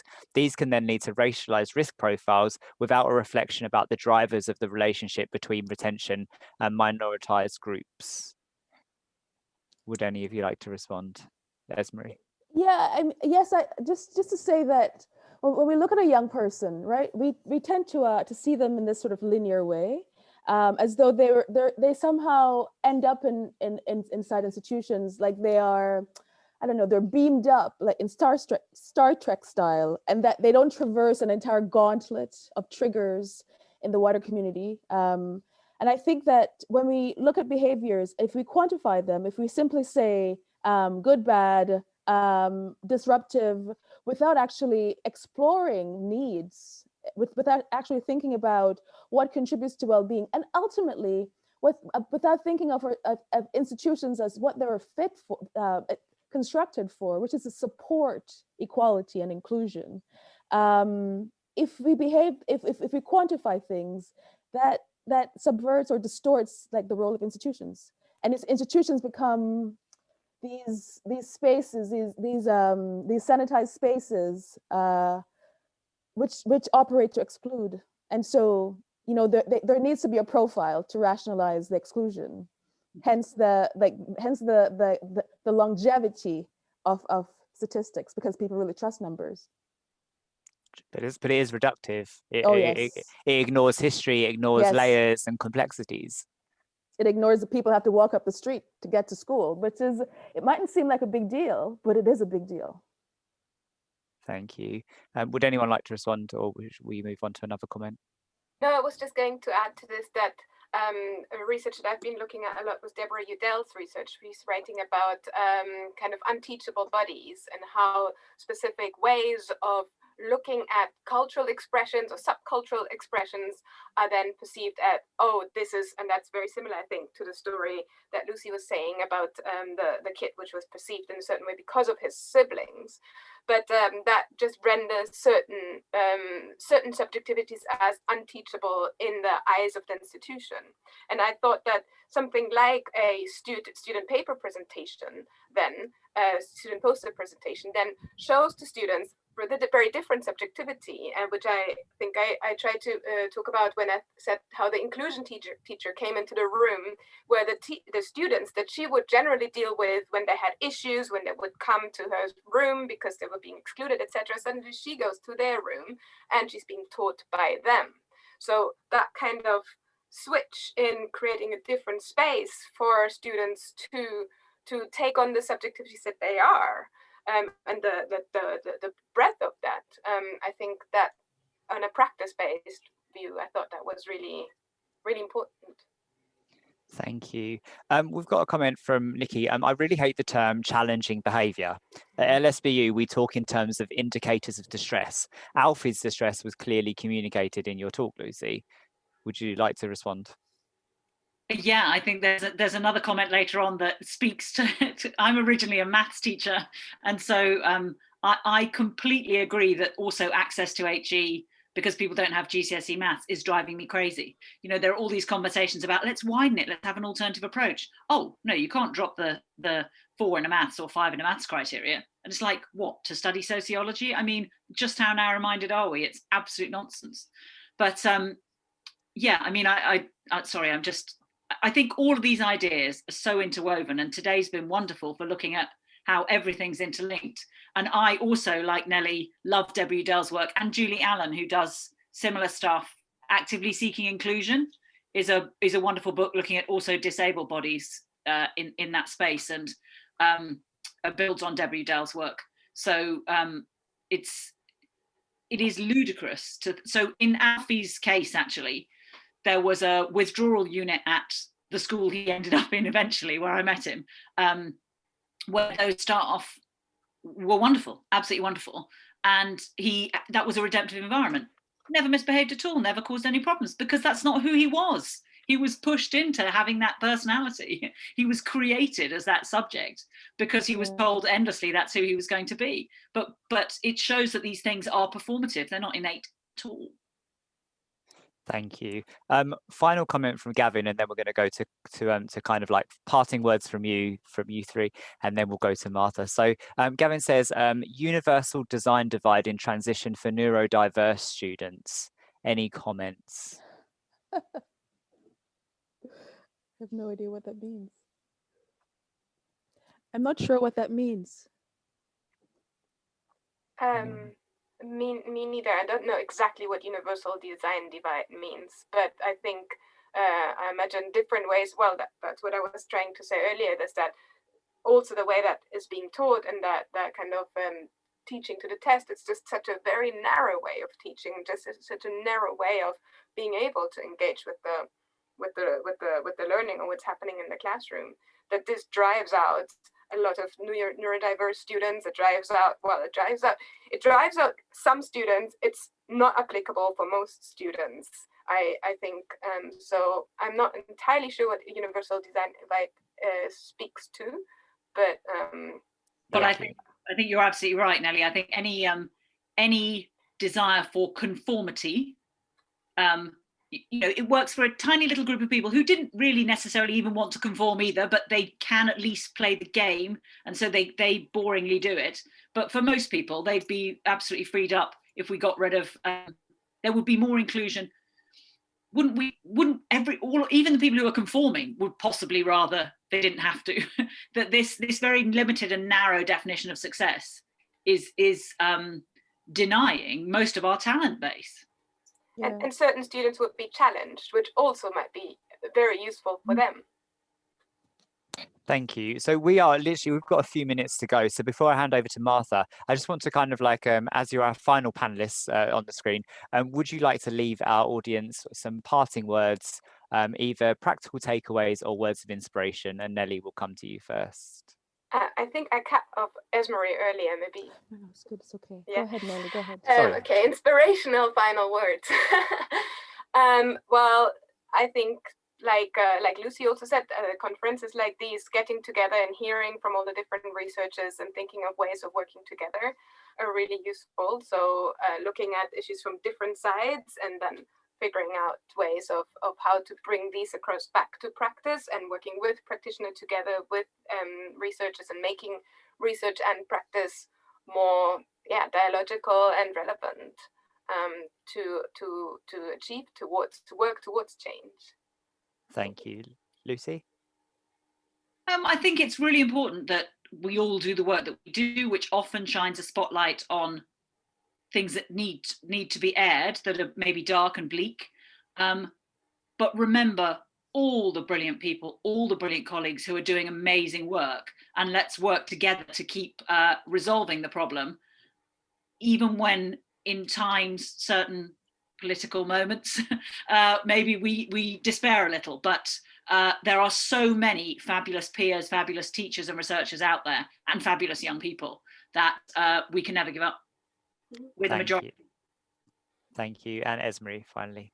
I agree with what both said. I think that there's a lot of work being done, but now more than ever, young people have the possibility to have their voice heard through social media, which didn't exist before. And actually, I think young people are quite confident, and they're working towards, I mean, I see this cropping up from, and not just Greta Thunberg, you know, I see a cross section of young people across the globe being quite vocal and being quite organized. And I think this is very, very, very, very good.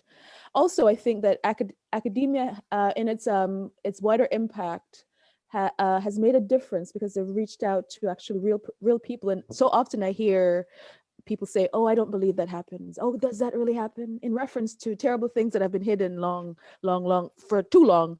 And so I think now there's more transparency that's becoming more apparent. And yes, I'll just leave it there, but yes. Thank you so much for joining us. We do have a networking session taking place from 5 till 5:40 p.m. And I will pop the link for that in the chat box. Thank you, everyone. Martha, I'll hand over to you for closing. Thank you. Thanks very much, Neil. And thank you to our panelists and to everybody who's spoken today. I've been asked to kind of sum up and pull together the day's events, which is actually really hard, because there's been so much. There's so many brilliant ideas and brilliant research that we've heard about. And I think just to kind of go back to where we started, really. So Deborah was talking about at the beginning the kind of 3 divides in relation to research that we're kind of seeking to overcome, and education across the divide being a kind of overarching theme. So in terms of divides between researcher and researched, who's involved, how they're involved, all the projects we've talked about or heard from today have give voice to marginalized people. But we've also heard a lot about breaking down the divide between researchers and researched, and the participatory nature of research. I really like Nelly's when she mentioned that knowing with rather than knowing about. And another key thing that's really come across today is the idea of reciprocity in research partnerships. And many of the speakers have talked about that today. And it's really interesting, for example, to see how that worked with the Faith and Beliefs Forum, and how they were able to integrate theory into their practice through that research partnership. Which links to the second sort of divide, working across different educational contexts, or the divide between what's termed formal or informal education. And Sharon's work, for example, on universal design for learning in HE was a great example of this, about partnerships from across academia and professional services, and how that partnership made sure that all voices were heard, and importantly, how the sharing of those ideas can impact on practice. So I think all the projects have shown how working across different educational contexts can be beneficial in terms of joining up learning, learning from the classroom and how that can inform teacher education and policy. And again, as I said, between professional services and academics. So there's been really good examples of overcoming those silos, I think. We've also touched on some of the challenges to working in partnership across these traditional divides. So around the research process itself, in terms of outputs and the issue of language. We've touched on ethics and power relations in research partnerships. We've touched on methodology and researcher positionality when it comes to partnerships. And I think a key theme that's come out of all of this is the importance of relationships to research and to collaboration. Not only in terms of good practice, creating a sort of authentic rapport, if you like, but in terms of exploring and developing mutual understanding of the research aims and outcomes, which helps to make the most of the research findings so that they really can have an impact where it matters in practice and in policy. And I think trust has been brought up quite a few times across these projects. So trust across those divides, whether it's between families and researchers, between the local authority and academics, researchers and pupils. And just to link to Deborah's final challenge, which again, we began talking about quite a lot towards the end, which is really interesting, was that between educational policy and practice, particularly around the idea of quality education and what is good education. And all these projects have shown how education is about much more than outcomes in terms of examination results, and that the dominant discourse can often exclude, particularly those most marginalised. And we've also touched on how the current situation is exasperating challenges or widening those gaps. And I think it's been amazing to hear from these projects because they're all doing such amazing work to improve education in terms of access, quality, and promoting social justice and addressing disadvantage in the system. And in education policy, these elements, critical pedagogy, for example, we know are not the first to be measured in terms of what makes good education. But we've shown today about how important they are and how important research on them is to improving practice, but also to challenging these dominant discourses in education policy. And just on a final note, I think there's a parallel there around research, which is largely, with the research excellence framework, largely focused on outputs. But what I think, again, today is really evidenced is the importance of the research environment. And the projects and the work presented today have been based on the development of relationships, based on real collaboration. And this there's so much to learn from one another within these projects, but creating that inclusive, that active research community takes time and it takes investment. And I think this is something that's gaining recognition, and we're lucky that LSBU recognises this, and it's something that within this research group we feel is really important. So we're always looking to make connections and to talk to people, share interests in developing education for social justice. So please do get in touch. We continue to get in touch with us.